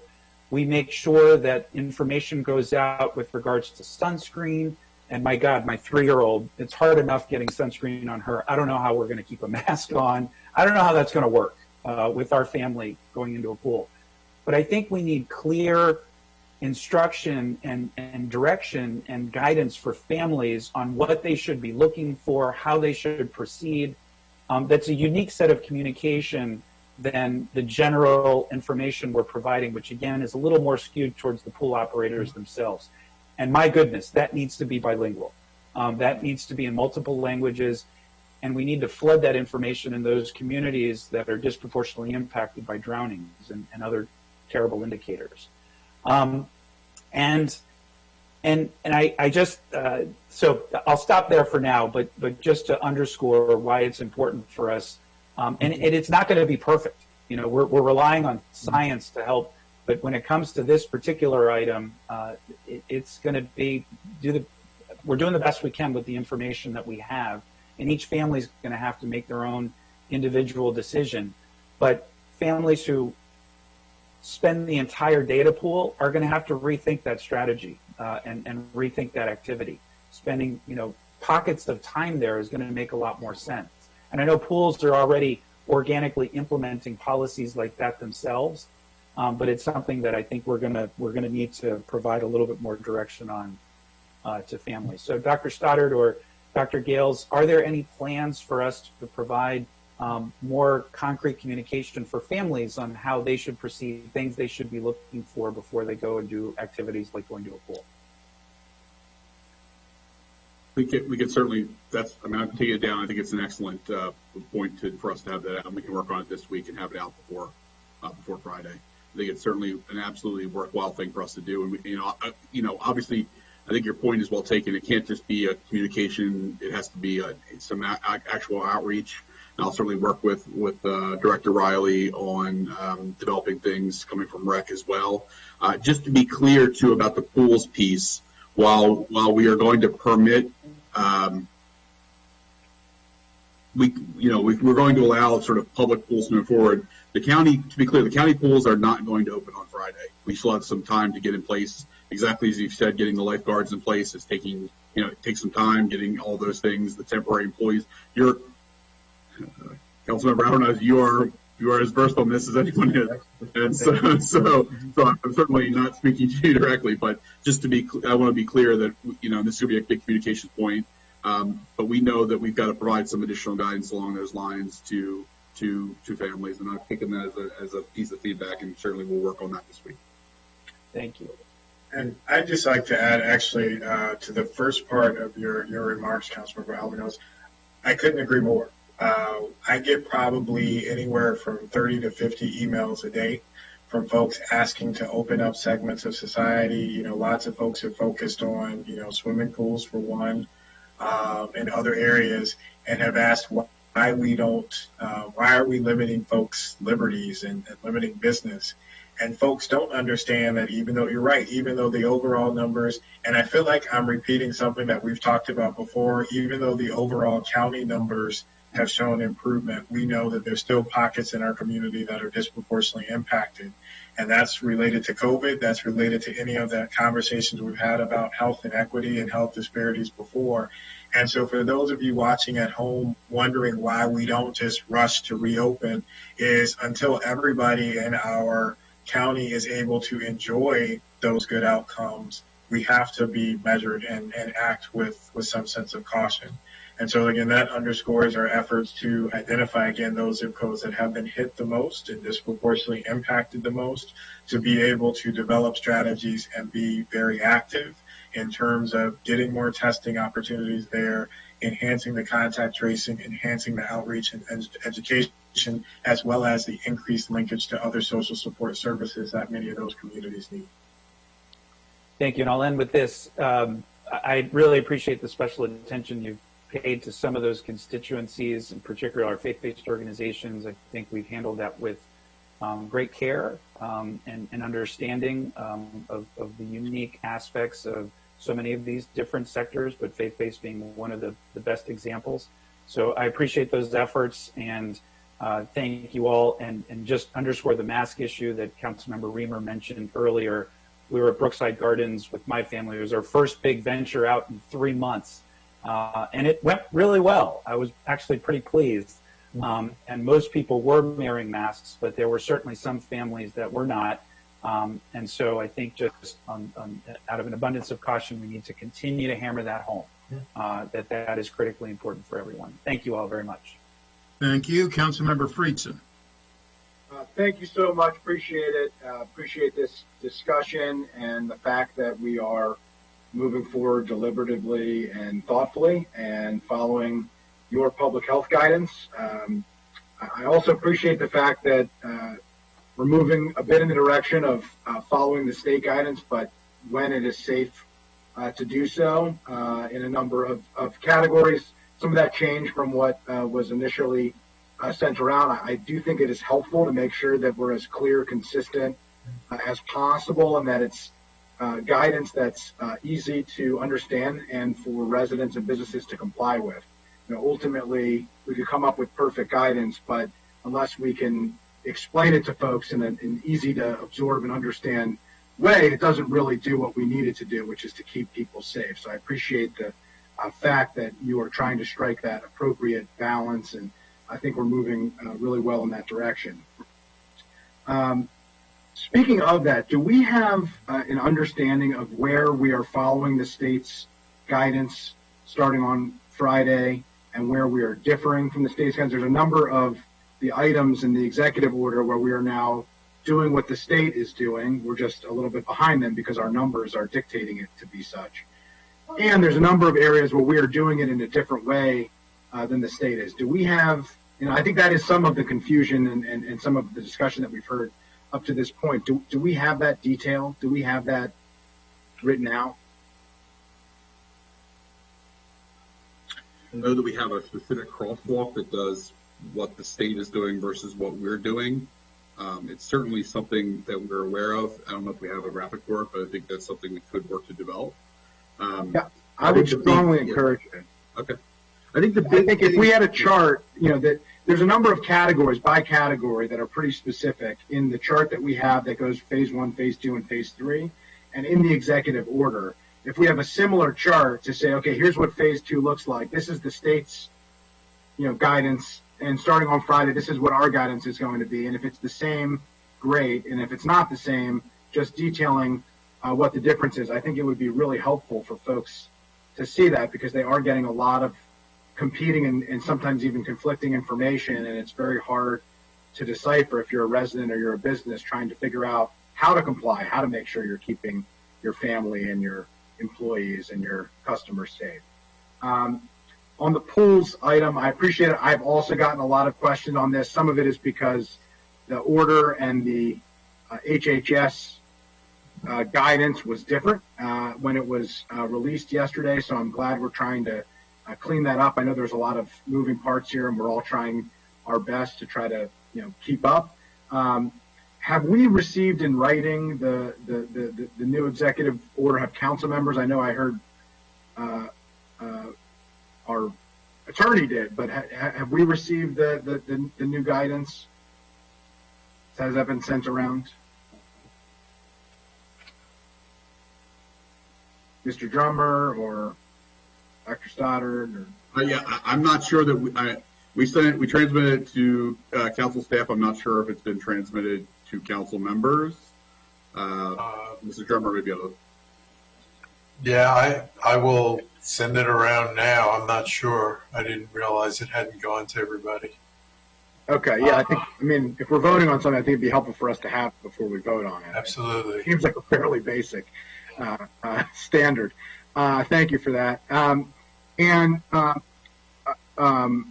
When should residents expect for the new clarified standards written out to be posted and published for their consumption? So for pools, yeah, there's actually in the executive order, it's linked directly, and so there is a county website that already has it up. We'll just make sure that it's more readily available and advertised for people to see it. But you will see a direct link, and you certainly can share the link from the executive order out that states the rules. Okay, so right now, if we were to share the revised executive order with constituents, they would get the proper and appropriate information. There's a direct link in the executive order to the pools guidance. Yes. Okay, great. A question on gatherings. There's been a lot of questions of what is a gathering and how are we defining gathering. Could you just share that information of what the standard is for gathering? Are we using a definition from the state or from the CDC? Are we having our own definition? It seems like we've been pretty clear to define what is a food establishment, what is a certain type of activity, but it's a little unclear of what a gathering is, which seems broad to a lot of folks. Could you explain that? Well, I think we've set. I think the governor removed restrictions in terms of capacity for gatherings. We have in place still a capacity of 50 at social gatherings. So everything from, getting together for some type of ceremony, some type of event, both informal and formal. And again, it is broadly defined. The CDC guidance in terms of, I don't know if they have a set definition of gathering. We've just been looking at it again as any type of event or activity that pulls people together, and capping that at 50.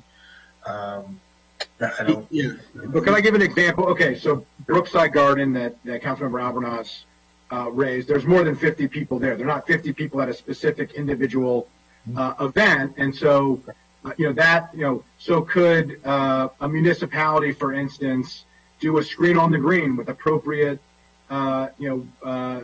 distancing that had 250 people but separated with social distancing. What would be the gathering? To me, the screen makes that a gathering. You're gathering to watch the movie, but you're also gathering to go to the garden or to go to a park or a trail. So it's unclear to me what, if I'm not connected to the people and we're all going to the same destination, I think that's some of the confusion of what is and what isn't a gathering. Yeah. So I think the spirit of it is clearly that it's segments of space can't have more than 50 people in it to protect the space. Now, obviously, we've talked about, for example, could you have an event that had two adjacent parking lots that were not connected to one another in any way, but were essentially the same event operating next to each other?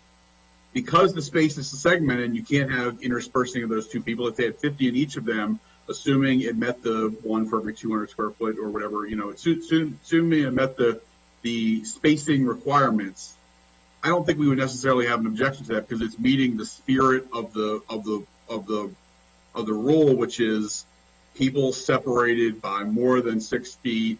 The problem is if you have a larger gathering, you could easily say, well, then Dr. Stoddard, couldn't you have 250 people in a very large space and meet the same thing?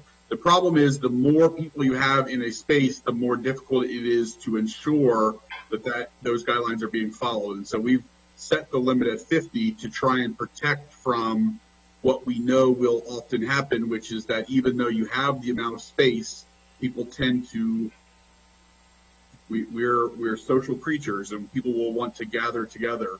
And just having, segments that are, if it's barriered off and it's spaced, you have 50 people in it, that's permitted. If it's two adjacent barriered off locations, having 50 people in each is fine, so long as you can't, you're one in, one out kind of deal. Great. And then just similar to that, in the gathering, I've been to a number of places, and I've been told that our guidance is not that you have to wear a mask in public, but if you are in a place like Brookside Garden, for instance, or some other area where you're with your family, are we requiring, are we recommending, which are two different things, folks to wear masks? I've been to Brookside Garden, I've worn my mask, I've been very happy about it and enjoyed that as a place to be outside. But as it currently stands in terms of those open public spaces, so our guidance is we're requiring face coverings where physical distancing is difficult to maintain, and that's part of the issue. So, when you're in a wide open space, I've never been to Brookside Gardens before, but when you're in a wide open space, again, some people choose not to, again, because they're within their particular clusters. So that's something that I think we could revisit and take a look at. But as it currently stands, the requirement is in spaces where it's difficult to maintain that physical distance. And then, some people would interpret to say this is a wide open space and I'm not required to do so. But I would say, for example, we did see at some of the streeteries that people were waiting in line for like a rooftop patio, for example. Even though you're outdoors, if you can't be 6 feet apart, you should be wearing a face cover. So it's that judgment that is made. If you're in a confined space that doesn't allow you to maintain, not just transiently occasionally have 6 feet of distance between you and the other people around you, you're required to wear a face cover. Appreciate that. I would encourage, if that's the interest of what the health director is looking to the health officer is looking to do, I think that should be clear. I don't think it's currently clear, and I would prefer, for me as a total non-expert who has completely taken the guidance of the health office, but I think it would be easier to get compliance if you required face coverings in all public areas, and then allowed an understanding that on the gathering side, that if people are not connected, as long as they're wearing, everybody's wearing a face mask, there's little difference between, one type of public gathering and one type of other place, because I still think that is unclear, and I think that being stronger on the face mask and more understanding on the strictness of the gathering outside, particularly in public places, I think would be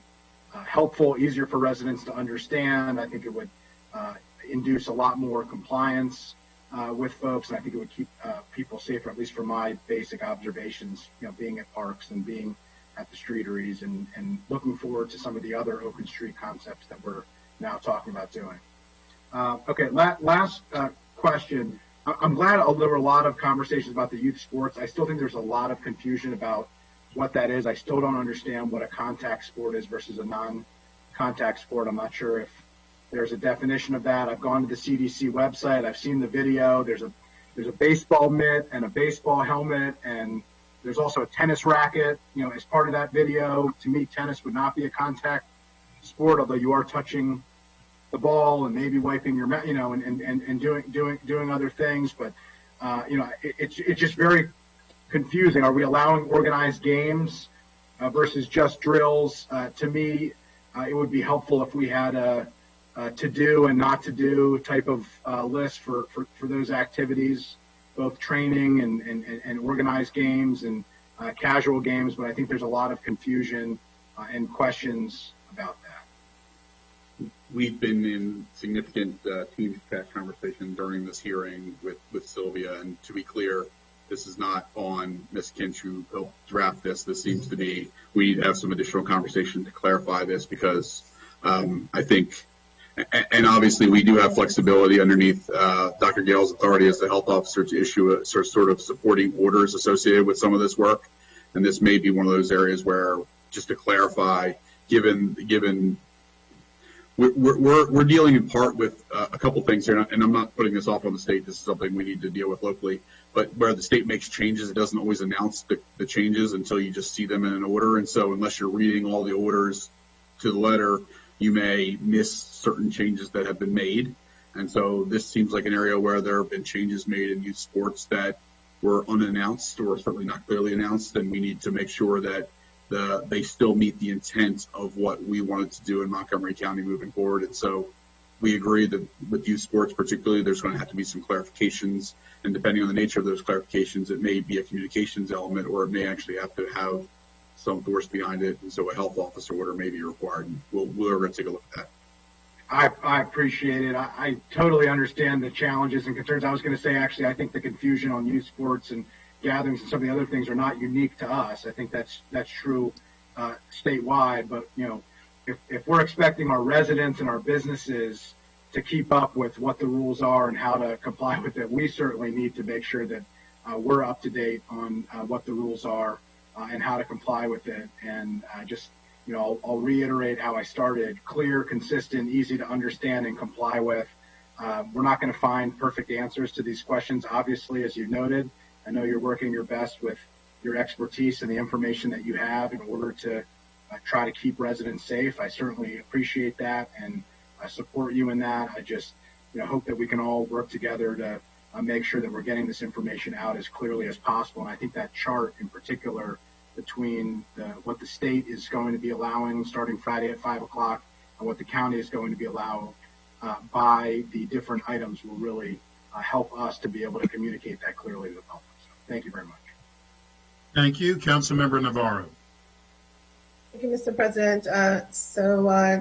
A lot of my questions have been answered thus far. I appreciate everybody being here to discuss this. Just a very general yet, I think, important thing to consider. A lot of conversation, time and time again, has been centered around the issue, of course, of communication. And there's no doubt that, it's much easier to shut everything down. It's going to be so much tougher to do this gradual reopening and make sure that we're crystal clear on the instructions. I just want to offer just general observations about the critical nature of our communication strategy. And as has been mentioned before, this issue of it being, as concise as possible. Illustrations are great, infographics, and literally this notion of how do we differentiate the message to businesses versus, families and the public. It's also, I think, a very good distinction. Very important. So I just want to, really offer that and reemphasize the importance of all of this. And I know this really falls under the communications team. So feedback on that as soon as possible, as clear as possible, so that everybody understands where we are in that process. The other thing I wanted to mention, so in conversations both yesterday during our Racial Equity and Social Justice Act first briefing at in the Government Operations Committee, as well as conversations that I've had with Mr. O'Haney, who is now leading the COVID-19 communications effort, and also with Dr. Kroll. And I know, Dr. Gales, we're going to have also a conversation tomorrow about the impacted zip codes. But really, all of this falls under this notion of the approach to equity and understanding that disproportionality, knowing that those zip codes continue to trend in the way they trend. So as we're reopening and as we're recovering, it's really critical that we figure out how to integrate all of those efforts and be able to really do it under that umbrella of racial equity. I was struck by how in San Francisco, the first thing the mayor did there was to stand up this COVID-19 equity team that really focused on this issue completely, front and center. And so after yesterday's GO session, we, did discuss sending over to the executive a memo to ask to formalize this. I know it's been happening, but I feel like it has been happening in a much more informal way. But so we can formalize this equity team and really truly begin to fast track also some of the models that we've seen have worked very well, right? So we've had the conversation about the hub model. I know, Thriving Germantown, in collaboration, people like, Grace Rivera Elvin have been working on this, et cetera. It's a really nice template, and it really follows a lot of what we've said we wanted to do. So really fast tracking that and finding ways of standing up those kinds of places that the community they will know where to go and find all the information necessary. It goes to the issue of testing, it goes to the issue of contact tracing, food distribution, information in general. All of that can be contained. So I wanted to highlight that as I think, structural way also that will help, I think, all of us communicate in a seamless fashion all of this information. No doubt we have to make sure that people from the community, trusted members of the community, are working in these, involved in these efforts, but also the issue of the multilingual, multicultural communication, which again, I had a really productive conversation with Mr. O'Haney regarding how do we identify folks in HHS to have that capacity. I've mentioned in the past that Ms. Sonia Mora, who leads the Latino Health Initiative, she's amazing. I mean, her expertise in public health is one that we should, I put her name forward a long time ago, we should be using in terms of communications as well. So this is something I think that I'm very excited of how this is coming together. Something that I think we can continue to utilize and deploy, because this reopening in phases is going to take a while. So I look forward to integrating all of that, and as well as all the directives, because as everybody has mentioned here, we are, 24/7. We are answering questions in our constituents. We're trying to make sure everybody's doing, what they need to do. So the quicker that we have that infographics, simple things that we can put out there, I think the better and the smoother it's going to be. And I appreciate the conversation about, what happens if numbers start to go up, something that we'll need to definitely track. So just some observations and some follow-ups that will be coming, your way. And again, really appreciate everything that you have all done to get us to this point. Thank you. Thank you. Councilmember Vice President Hucker. Thank you, Mr. President, and thanks everybody for all your hard work as usual. I want to, a lot's been covered, but I have three areas I want to bring up. One is just a question to clarify, because I received a specific question from a owner of an indoor mall, I guess both indoor and exterior, saying that the guidance is unclear to him, and I read it here in number 9. They can open, as I understand it, Dr. Gales, as long as they allow customers to enter and exit interior entrances of merchants, but not to gather. And the stipulation is they have to comply with all the other measures, guidance under number 3, including masking and distancing and disinfecting. Is that all correct? Yes, that's correct. Okay, good. So does that mean, and he hasn't asked me that, but I'm anticipating, does that mean no food court, presumably? At this time, that is correct. And what about their interior play space with play equipment? That would be off limits too, just like parks, correct? That would be correct, yes. Okay. Anyway, I'll convey all that. Second, an ACAO had told me that tattoo parlors could open in phase 2, but then I see in 21E that they're on the list of businesses that remain closed. Am I missing anything, or are they remaining closed? They are remaining closed in phase 2. Okay, I gave bad information to a tattoo parlor owner. I have to clean up. Okay. And then 3, I want to ask you about nursing homes. I know they're not in the executive order, but This is our weekly briefing. A lot of troubling media reports this week. Problem isn't new.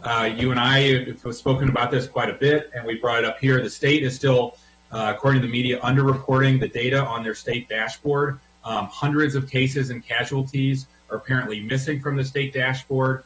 Can you remind me, does that affect your reporting in your dashboard, or do you gather your own data that doesn't come from the state? Sure. So that's an excellent question. And I think one of the other components that was brought up for clarity and my understanding and trying to find out more information is part of the underreporting was that when a nursing home may be cleared in terms of not having cases, that those numbers were taken off from the total count. The count that we have here is reflective of the line list that our disease control staff has in terms of reaching out. They were taken off from the cumulative count of cases and casualties in the state? So that was one of what was reported. I don't know if that's in fact the case, but that's one of the inferences in terms of why there is a discrepancy. The number seems lower some days versus where they were before. What I can tell you is, and again, I can't speak for the state on that, but that was one of the inferences from the article. What I can tell you about our data is informed by the line list that we have. So whenever there is a case that pops up in any of those facilities, we go in and we count. So we count the number of positives for residents as well as staff. We track over time if there are any new cases that pop up. So our total that we publish on the county website, it's on the same page. I'm thinking in my head with the dashboard. If you scroll to the bottom, we break the numbers down by nursing home facilities and non-nursing home cases, both for the number of cases as well as the COVID-related fatalities. And so both of those represented. Our numbers represent the numbers that we collect as a part of those investigations and are accurate as best as we can tell. Right, based on your own data that's gathered and not just from the state. Yes. Okay. Thank you. A couple specific germane media reports this week. I think in my district, possibly in Councilmember Navarro's district, but Bedford Court Health Center in Silver Spring told a regulator apparently they hadn't established a separate unit for COVID-positive residents, and the spokesperson for their parent, Sunrise Senior Living, refused to respond to questions. Althea Woodard Nursing Home, regulator reported gowns worn improperly with holes in them, administrator falsely reporting that he was overseeing an infection prevention system, but he had not been trained in it. And then also additional media reports that the state won't disclose which nursing homes have been fined. They say that several nursing homes have received substantial fines, but they haven't released any details on those. They had to be gathered under a Public Information Act request. Do you know which homes in Montgomery County have been fined, and do you know how much they've been fined? I don't. If the state has fined them, then the state has done that, and I don't have that information. Now, that said, I would enjoy having a conversation with you after this to discuss more in detail about those particular instances, so that I can find out more information about them and see what we can do at a local level to intervene. If you find out about nursing homes that are out of compliance and haven't been fined by the state, do you have the authority to fine nursing homes separately or above what the state has fined them? So it's a little complicated, but ultimately we do have some provisions in terms of where we can exercise some space in terms of the penalty process. Again, it's a little complicated, but I'd be happy again to talk with you offline. And then just, I wouldn't enjoy that. I'd appreciate that. The opportunity. Thank you. This is something that's been going on for, at least 8 weeks or so now. I've heard from a number of constituents who have been fighting with nursing home management, really all over the county, some in Silver Spring, some in Rockville and Gaithersburg, to get information about their loved ones. It seems like nursing homes are still withholding that information, a fair amount. Generally, how would you characterize the state's oversight of nursing homes, and is there anything else that we could be providing you to improve that oversight? Well, they have it's a tough job, and then in terms of the number of cases that have popped up in terms of trying to manage those cases and provide testing. So what I would say is that the what we are doing on the local level to go above and beyond is to provide a tighter communication as best as we can to be up to date in terms of those issues. And when we find out those issues, quickly be able to triage them and address them. For example, the response that we have now in terms of stepping up to drive out the cases in both nursing homes as well as assisted living facilities is to go in and test on our own and provide that testing and do it on a weekly basis, again, so we can drive those numbers to zero. We have cleared a number of nursing homes who now don't have any cases, that had them before. As well as looking at other strategies to step up in terms of making sure that they have those provisions in place, whether that's through physical in-person visits or virtual consultation. Thank you. And to be clear, you've been providing the testing. You've also been providing the PPE for nursing home staff that need it, correct? So the testing, the majority of the testing that has come through has been provided through state provisions. Right. So in terms of the universal testing with the National Guard. Now the PPE that has come through is we have received significant provisions from the state that have been earmarked for the nursing home facilities going back to when the Secretary's first directive came out. I want to say it was in early April, talking about face coverings, those kinds of things. Now, there have been other opportunities where we have been able to tap into our supply to provide, particularly to the assisted living facilities who have not had a dedicated supply from the state for PPE, as well as providing additional PPE support for nursing homes who had additional needs beyond what the state has supplied. So just to be clear, thank you. If there's any nursing home management or staff or residents or family members of residents who are watching or listening, they should get in touch with the county if there's deficiencies in any PPE in nursing homes in Montgomery County. Is that right? Yes. Right. Okay. People should know that they can do that. Okay. Yeah. I look forward to our follow-up conversation. Thank you, Mr. President. Thank you. Councilmember Reamer. Thank you. Okay, so to follow up on the discussion about masks first, or face coverings, I think it would be very helpful to have under item 3, which is kind of the very general operating, guidance of the executive order. Just a very simple statement that reflects what we've been saying, what you've been saying, Dr. Gales, that all persons in Montgomery County, they'll be required to wear facial coverings wherever social distancing is difficult. Mm-hmm. And that simple, one statement there as a sentence in kind of the overarching component, I think would clarify a lot of other places where it seems to refer back to itself in confusing ways, and people just, I think this is one where we want to have a very simple declarative statement. I guess I cannot amend this regulation. This is the executive order, so I do want to ask about the process to receive a slightly different version from the executive branch so that we can approve, a different version. So that's the first one. And then related to that, the second item, if I'm understanding it now, I do see youth sports clearly being limited to 15 per the state's youth sports document. I see that now.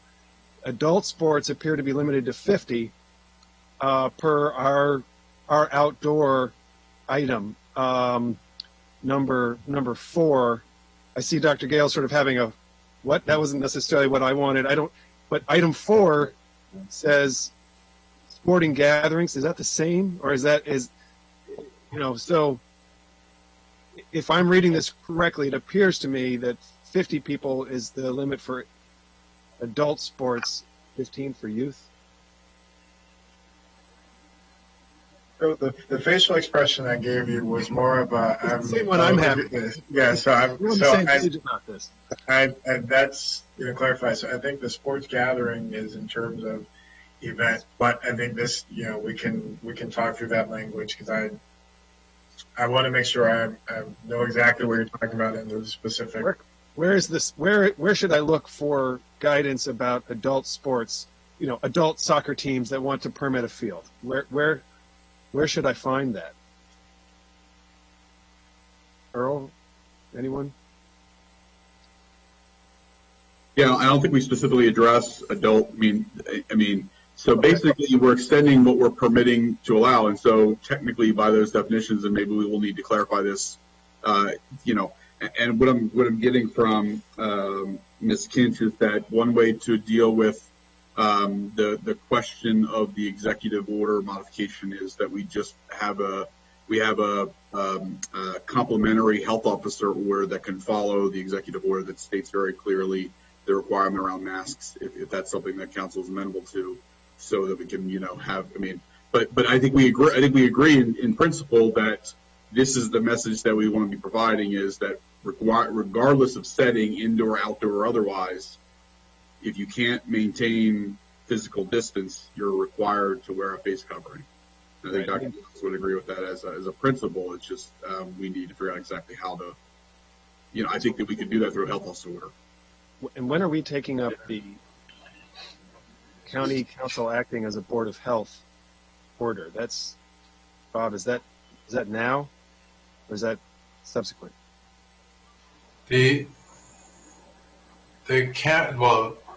Isn't that what we have? Council will be acting as the board of health, but I think it would be incredibly confusing to have an executive order saying X and the Board of Health regulation adopting an executive order except for this.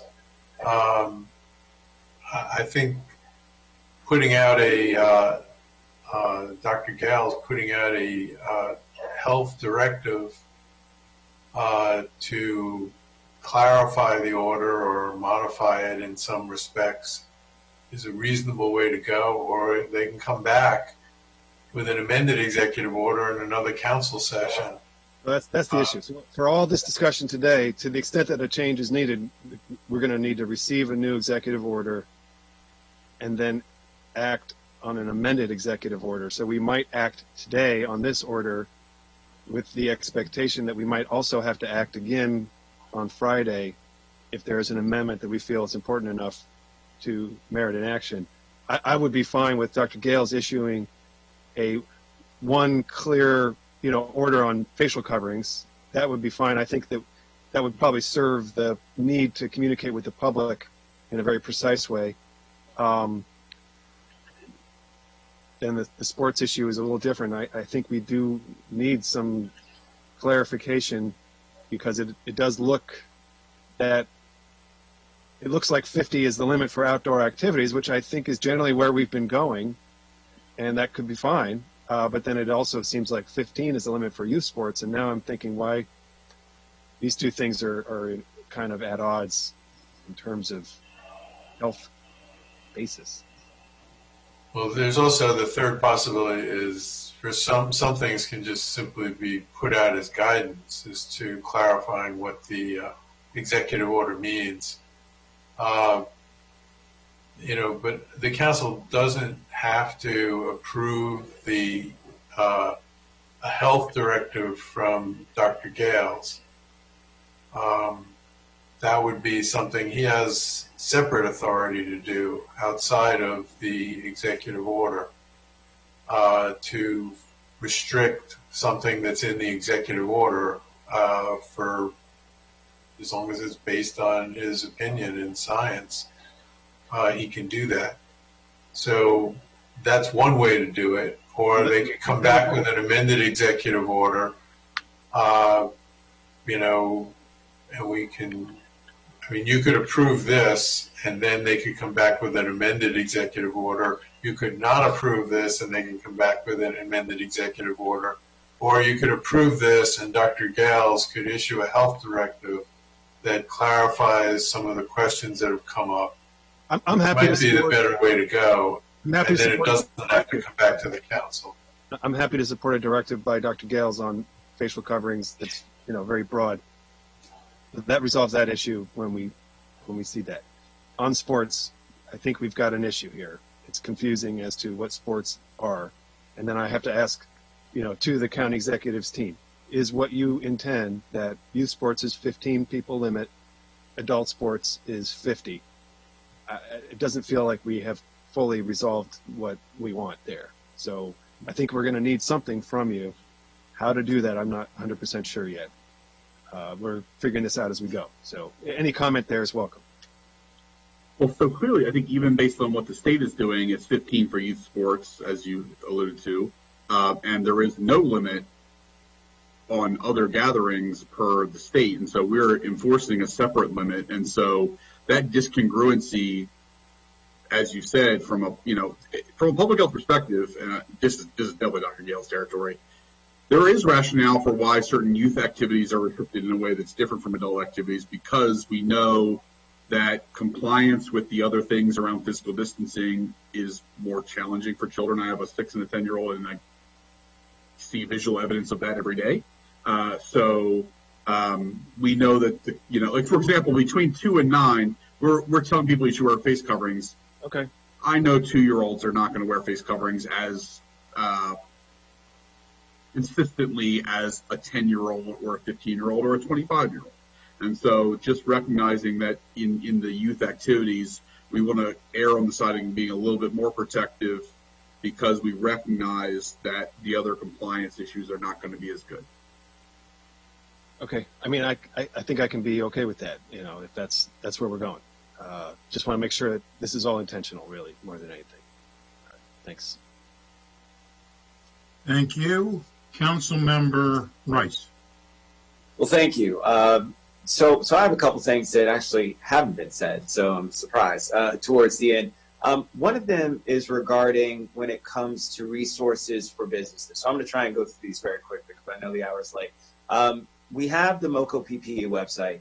And so I know personally of a business here in the county who went on the website and tried to acquire some of the PPE items. The shipping, just to let you know, so from a pricing perspective in terms of what we offer to our constituent businesses is very, very high. In fact, if you were to order $15 in masks, you pay $15 in shipping as well. So you pay double the price. And so I just want us to take a look at that and make sure that we're giving the best sort of setup, especially since other companies offer free shipping. It really is something that may be a pricing deterrent to a lot of businesses. So just wanted to highlight that for you. Also, one of the other things that's missing from that is the cleaning chemicals that are required by businesses. Since businesses now are required to actually clean much more frequently than they have before, especially when it comes to some of our businesses that turn clients in and out, a la hair salons, nail salons, etc. Those are the kinds of things where they're burning through those items much more quickly, and they're not available at grocery stores nor at home improvement stores. And so if we can look at the acquisition when it comes to those types of products to help and put those on our MoCo PPE website as well. I know it's not PPE, but it's along the same lines. I know that would be incredibly helpful to businesses because I know that they're struggling in that acquisition because it's not readily available. And I'm not talking about your big box stores and things like that who already have supply chains, but your mom and pop stores, your smaller businesses are the ones who are going to face difficult times in trying to procure that. I'll stop there for those two. If you have any comments, if not, I can move on to a couple of the other comments or questions.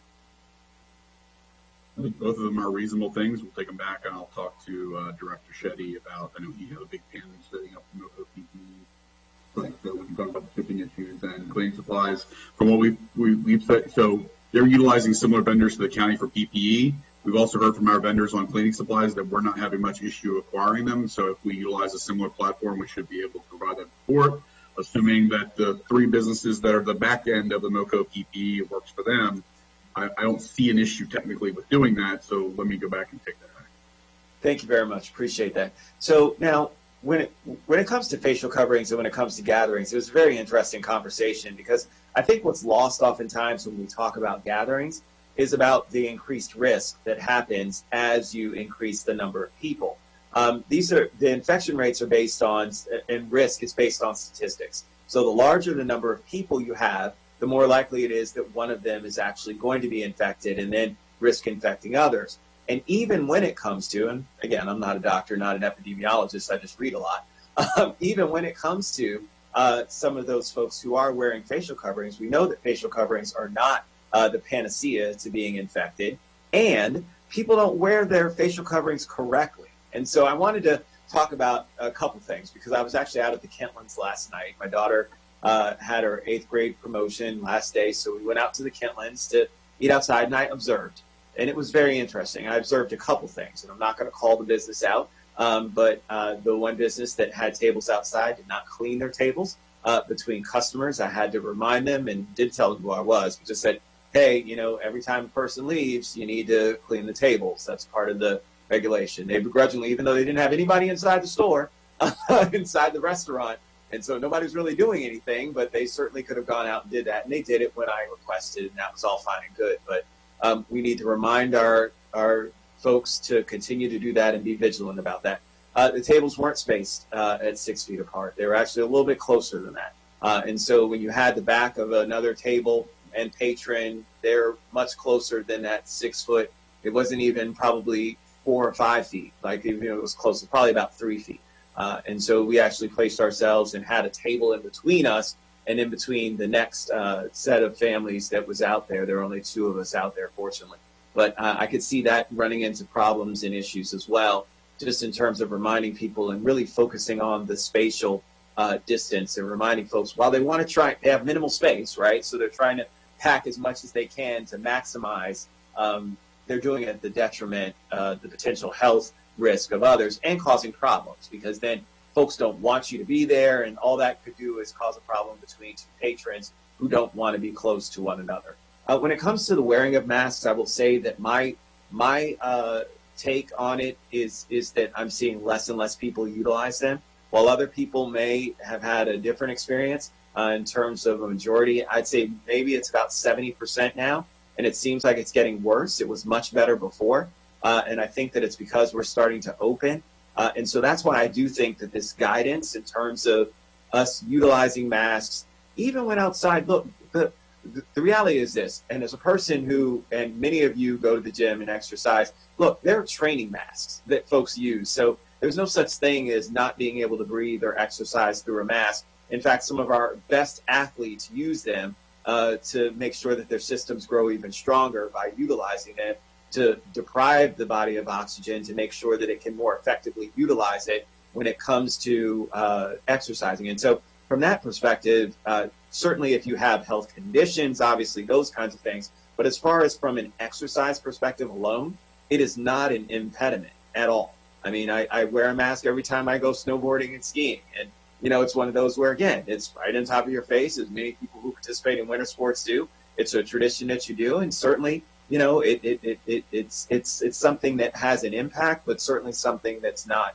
possible to be utilized. And so I really would hope that we continue to push the idea of utilizing masks as much as possible, and we should be using them regardless of whether we're walking outside on the street or inside a building, because it will help to minimize, even though it's not the panacea, even though it's not going to stop something and keep the virus from definitely spreading. The reality is that it does help in a lot of instances. And so from that perspective, I do agree with what Councilmember Reamer was saying. We do need that broad guidance to remind folks of why, even though we're opening, we need to continue to use a mask. So I'm just curious as to your thoughts about some of that and some of the pushback on folks who want to push back to you to say, well, we shouldn't have masks in gyms and outdoors and all those kinds of things, because according to what guidelines I'm reading when it comes to our CDC as well as other countries, one of the ways in which they've been able to minimize is by religious use of masks, right? And so that's been one of the things where they've been able to actually eliminate. They actually had mandatory requirements for everyone to wear a mask, regardless of whether you were inside or out. So if you could comment on that, and also about the number of people and the gatherings, because that's the other thing, because the larger the gatherings, the more people you have congregated together, the higher the percentages go. So if you guys could just comment on those. Sure. I think the first component, great question. So for the first one, in terms of masks, for the folks at home, I think this gets back to an earlier point in the conversation in terms of us not being out of the woods. I think that the thing for folks at home to understand is we've been able to say our numbers are improving because we have kept these procedures and protocols in place for a longer period of time. And it's important that as we twist the faucet, not turn it all the way on, but as we twist it, that we remain even more vigilant, because we can really drive this out of our communities. And it's a combination of all of the different things that have been mentioned on the call today, from getting the cases down in nursing homes and DME group homes, and making sure that we've got the right provision in space to make sure that people are doing the right things in terms of utilizing swimming pools. It's a constellation of all these different things. Face masks are a significant component to that. Because again, it's not the panacea, but it does block transmission, particularly for those individuals who are asymptomatic. And that complements our push to expand testing, particularly to identify as many of those asymptomatic individuals as possible, to remove them out of circulation for their necessary time where the virus can go through, they can convalesce, and they can become non-infectious. So I say all of that to say that, yes, I think we can put out some further guidance to strengthen what we have been saying, but, formalize it in writing in terms of the use of face coverings in different places. So that also spreads over into the conversation about gatherings. I think in this situation, to be perfectly honest, we're not talking about, our hands have been pushed a little bit, because we're not talking about gatherings in an innocuous sense. They're gatherings focused on particular public health issues that we know are significantly impacting our communities, and quite frankly are addressing a lot of the same issues that are driving these disparities in outcomes, whether it's COVID or the previous, historical health disparities that have been in place. And so there has been, quite frankly, an approach, I think, universally across the country of a harm reduction message, at least from public health perspective, to say, if you're going to do this, and we understand why you're doing it. We're not saying no, but we understand why you're doing it. Here are the tools in place that you need to do to maximize your safety. But at the same time, there are risks. I know that there are a number of jurisdictions who are pausing their reopening to really get a sense of, who have probably had more large gatherings than we have had in Montgomery County, in terms of to see what the impact of it is. But going back to, again, I think one of the original questions, I think from Councilmember Glass, is that here in our county, the numbers don't match up in terms of suggesting that we've seen an increase of cases in the setting of increased large gatherings. Now, I'm glad to hear anecdotally, I can't say that I've been to any of those in the county, that there are reports of adherence and compliance with the face covering directive. I'm pretty sure that there are other jurisdictions that can't say the same. And so I think that we still have to be certainly mindful of that and make sure that we have increased provisions for those who have participated in the gatherings to make sure that they get tested as quickly as they can to identify anyone who may have tested positive and take them out. One point I will say about what was interesting, and I think this was the case in DC, and forgive me if I'm wrong on this, is in fact that they found that they had a number of law enforcement folks who were not wearing masks who actually tested positive. So it was actually, less on the gatherer side and more so on that. So I think that underscores that everybody should be wearing them and making sure that those provisions are in place for everybody across the board to be safe. I hope that answered each of your questions. Feel free to let me know. No. It was great. And so as everybody's kind of weighed in terms of what their personal understanding as well as preference would be. Look, for me, I completely understand folks want to get back to normal. I understand folks want to see other folks. We all do, right? I haven't seen my best friends in a very long time, but it's not worth it to me to risk my life to do this right now and to rush this. And I would hope that other folks in the community also respect and understand that. And I think that it's important for us as elected officials to also send a message that it's not just about you, it's about us, right? And while you may want to get out, while you may be tired of being cooped up in the house, you should also care about other people and care about your fellow community and the risks that are out there. And folks really just don't know. I mean, what another person and their life entails. I had shared before that one of the employees that works for my wife actually has a severe health condition, and so is incredibly at risk. And so always was very cautious about not only coming back to work, but what the protocols would be, and then has a family member who is at risk as well. These are the kinds of things where, again, we don't want to take this for granted, and you would never know looking at her that she had underlying health conditions and those kinds of things. And so, again, I hope that people take that next step, right? You don't know the person who's recovering from cancer. They always don't have hair loss and all those kinds of things. You don't know the person who's got diabetes and hypertension and high blood pressure and all these other things. Those things don't present in a physical manifestation in terms of you being able to see them. But that person then becomes more susceptible and more at risk. And so therefore, by us continuing to proliferate this throughout the community and not taking the appropriate steps, says that we're not really being concerned about them. And as we, put in place this resolution earlier today, talking about racism and public health crisis, I just have to say this because I think it's important, and it's something that my family's talked about. It is interesting that folks are moving towards very quickly going back to opening and moving forward, understanding that the people who are most at risk in our community are people of color. The people who are opening up these businesses and working in these spaces are people of color. The people who are suffering from these risky preconditions are people of color. And so who suffers as a result of us opening too quickly? People of color. And so I just want to be real about that in terms of saying that while we're passing this resolution and talking about racism and the public health crisis, let's be honest about also how it's affecting our people of color in our community and putting them more at risk. And so we need to be very careful about what it is that we do, the procedures that we adhere to, and what our message is. So thank you, Mr. President. Thank you. Might I remind everybody, we're over an hour past when we were going to have our public hearing.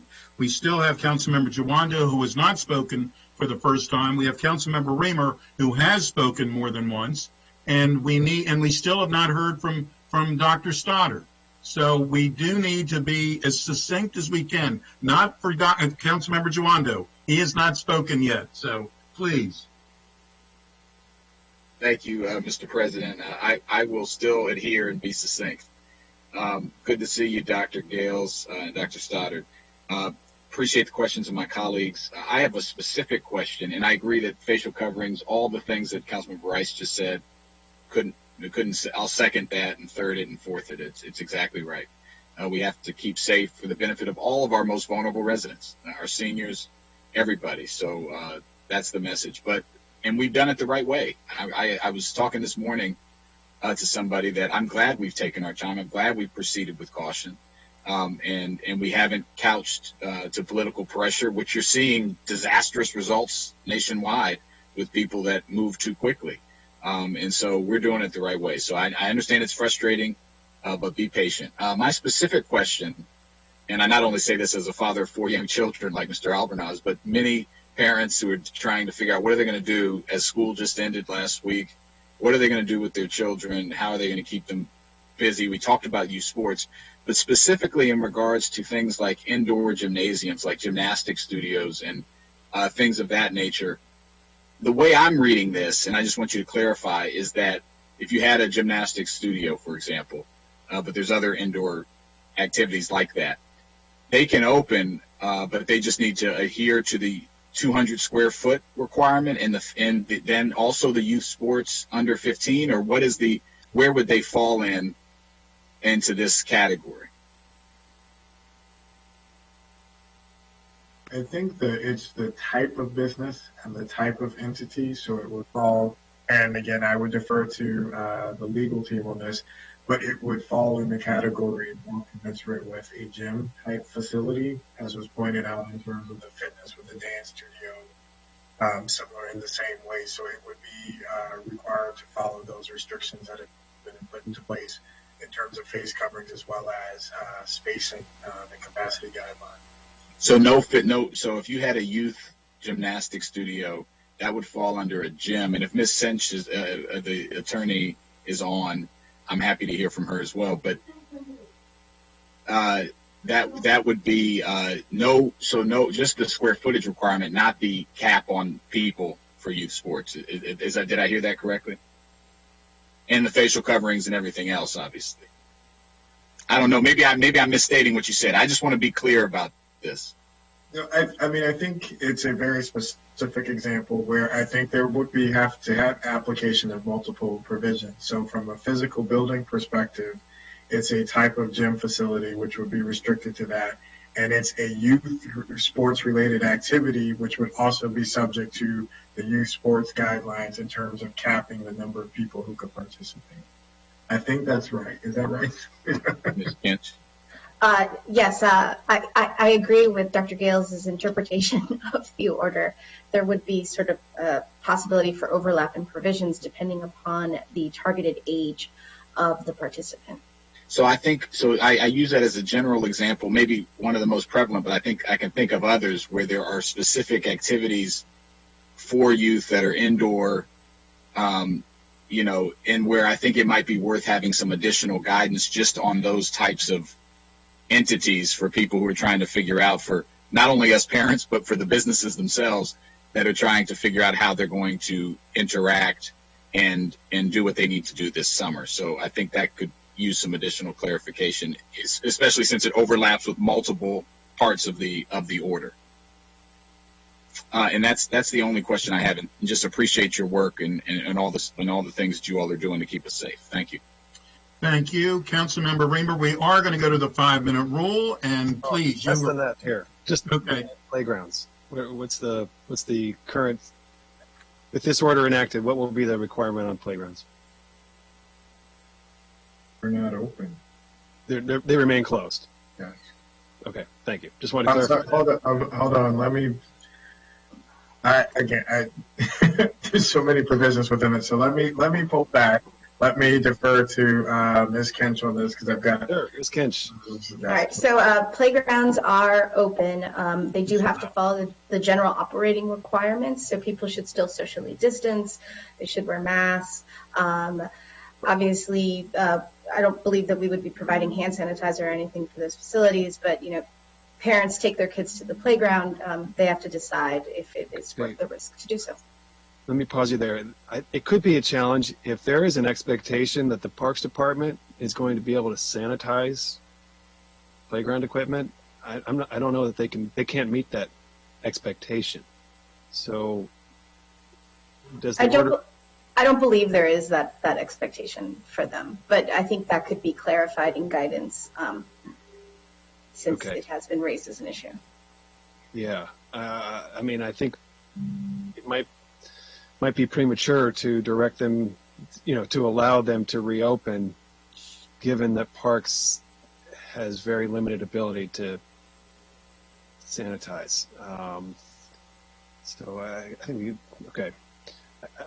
All right.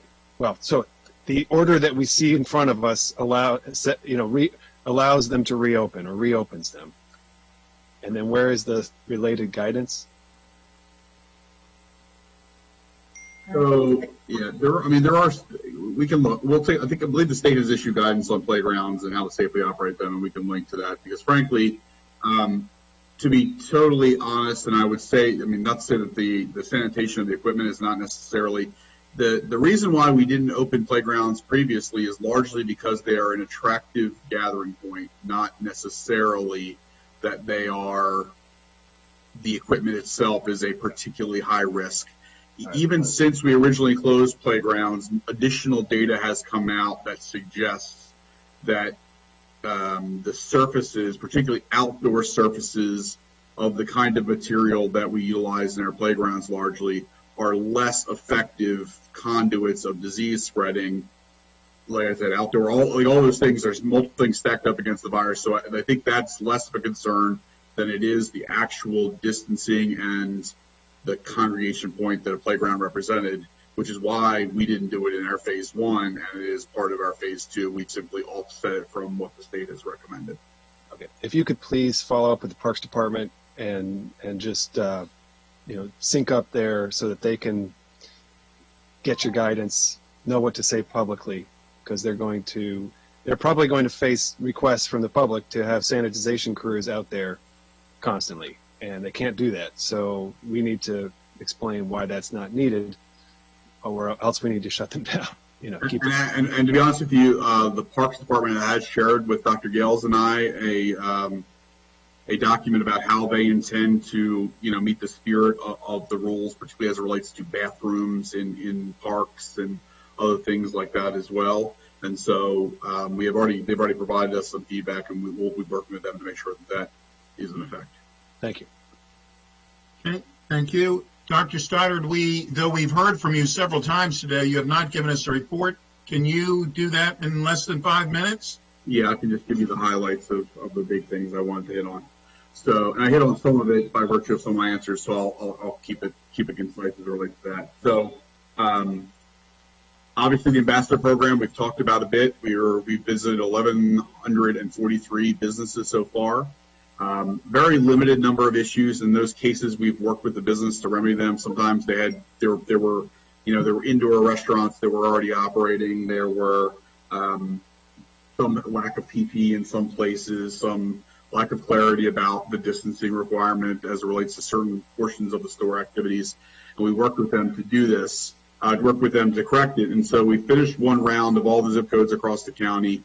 And we're going to do a follow-up round, and particularly focused on, number one, the businesses that we reached out to in phase one where there were minor issues, so we can do some follow-up to see what whether those issues are still being managed correctly.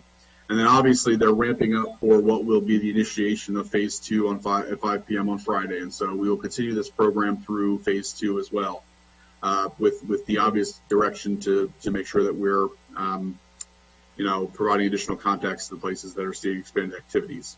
In addition, we shared information with the regional service center directors on where we saw limited issues of noncompliance, so that they could help us in communicating out to the businesses in the various regional service center districts or areas, and also allowed them for some additional follow-up.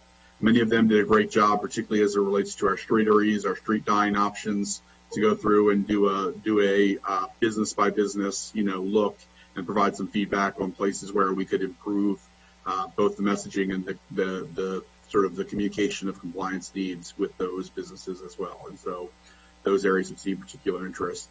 Similarly, I would expect to see particular focus on things like pools and malls and other areas where we're particularly concerned about them as part of phase two.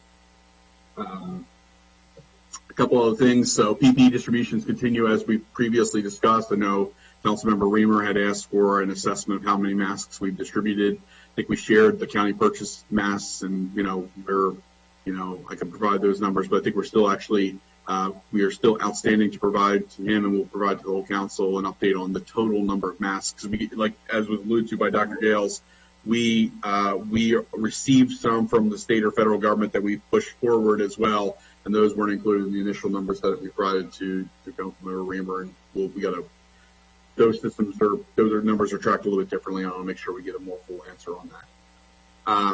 I'll provide our standard 311 update, and what you'll recognize in this is that we've seen a continued reduction in the COVID-related calls coming into 311. There were 333 calls on COVID that were COVID-related in the 311 yesterday, which was roughly 15% of the total call volume. The call types, it's the EARP and the HHS Rental Assistance Program, despite their application periods being closed, still receive approximately 42% of the COVID-related calls on those two programs. And about 80% of those calls were in Spanish, the EARP and the rental assistance. Otherwise, the focus continues to be on the normal county services, ride-on modifications, solid waste, permitting services, for the most part. I'm not sure if there's anything else major. So as it relates to, I wanted to raise the point that I met with Chief Deputy Officer Ward on Friday. We are doing a training for our entire recovery framework, all of the facilitators of our work groups, our mission area leads, on how to implement racial equity into our ongoing conversation related to recovery. In addition, we are sitting down with Officer Ward Equity Officer Ward to review the actual documentation that we've utilized to track recovery, to ensure that racial equity principles are built into exactly not just the conversation that we're having, but fundamentally and systemically into our process for documenting and ensuring compliance with the recovery standards. I think that's not to say that the suggestion of a COVID-related equity group is not appropriate. I think that's actually, I think I'd be very interested in hearing that conversation as well. But I think just in support of what Councilmember Navarro had raised, we are doing already some activities related to addressing racial equity in our recovery framework, and I wanted to highlight those as well. I will stop there and certainly can entertain additional questions. Well, thank you. There are no additional questions for this moment, so I'm going to jump on that chance. And thank you all for being here. We are going to go. We're only an hour and a half past where we should have been, I guess. But we're going to go directly into our public hearing as a Board of Health regulation. I think you need to introduce the Board of Health regulation first and then do the public hearing. Okay, all right, so we need to, I guess it's all the same, but if you could introduce it, please, Mr. Drummer. We're going to go directly into the public hearing, and we do have speakers for that. Please. All right, real quick. Sitting as the Board of Health, the Board of Health regulation would adopt Executive Order 82-20, COVID-19 Local Order Phase 2 as a Board of Health regulation. Now you can have the public hearing. Thank you. We are going to go to the public hearing. Ms. Kennedy is on. I see her name. I don't see Ms. Kennedy, but I see her name. Ms. Kennedy, are you ready to conduct the public hearing, please? Yes, sir. We have one speaker. Let me read into the record. Good afternoon. I guess it's good afternoon, ladies and gentlemen. This is a public hearing on a Board of Health regulation to adopt Executive Order 82-20, COVID-19, Local Order Phase 2. Action is scheduled immediately following this hearing. And Ms. Kennedy, please. Thank you, Mr. President. We have one speaker for this public hearing who is on the line, and that is Elliot Chabot. Good evening, or good afternoon. My name is Elliot Chabot, and I reside in the Strathmore-Belpre neighborhood of Aspen Hill. I'm the immediate past president of the Belpre Recreational Association and currently sit on the board of directors of the Strathmore-Belpre Civic Association. I'm here to request a clarification in the proposed Board of Health regulation and, if need be, to request an amendment. Our two neighborhood associations have for many years sponsored summer movies. We would like to be able to hold a drive-in movie this month if the regulations allow.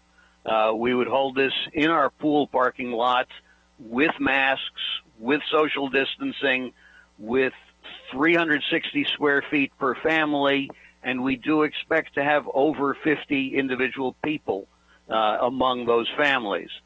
The governor's order of May 27th, which he reaffirmed in his orders of June 3rd and June 10, specifically allowed drive-in theaters to operate in the rest of the state since May 29th.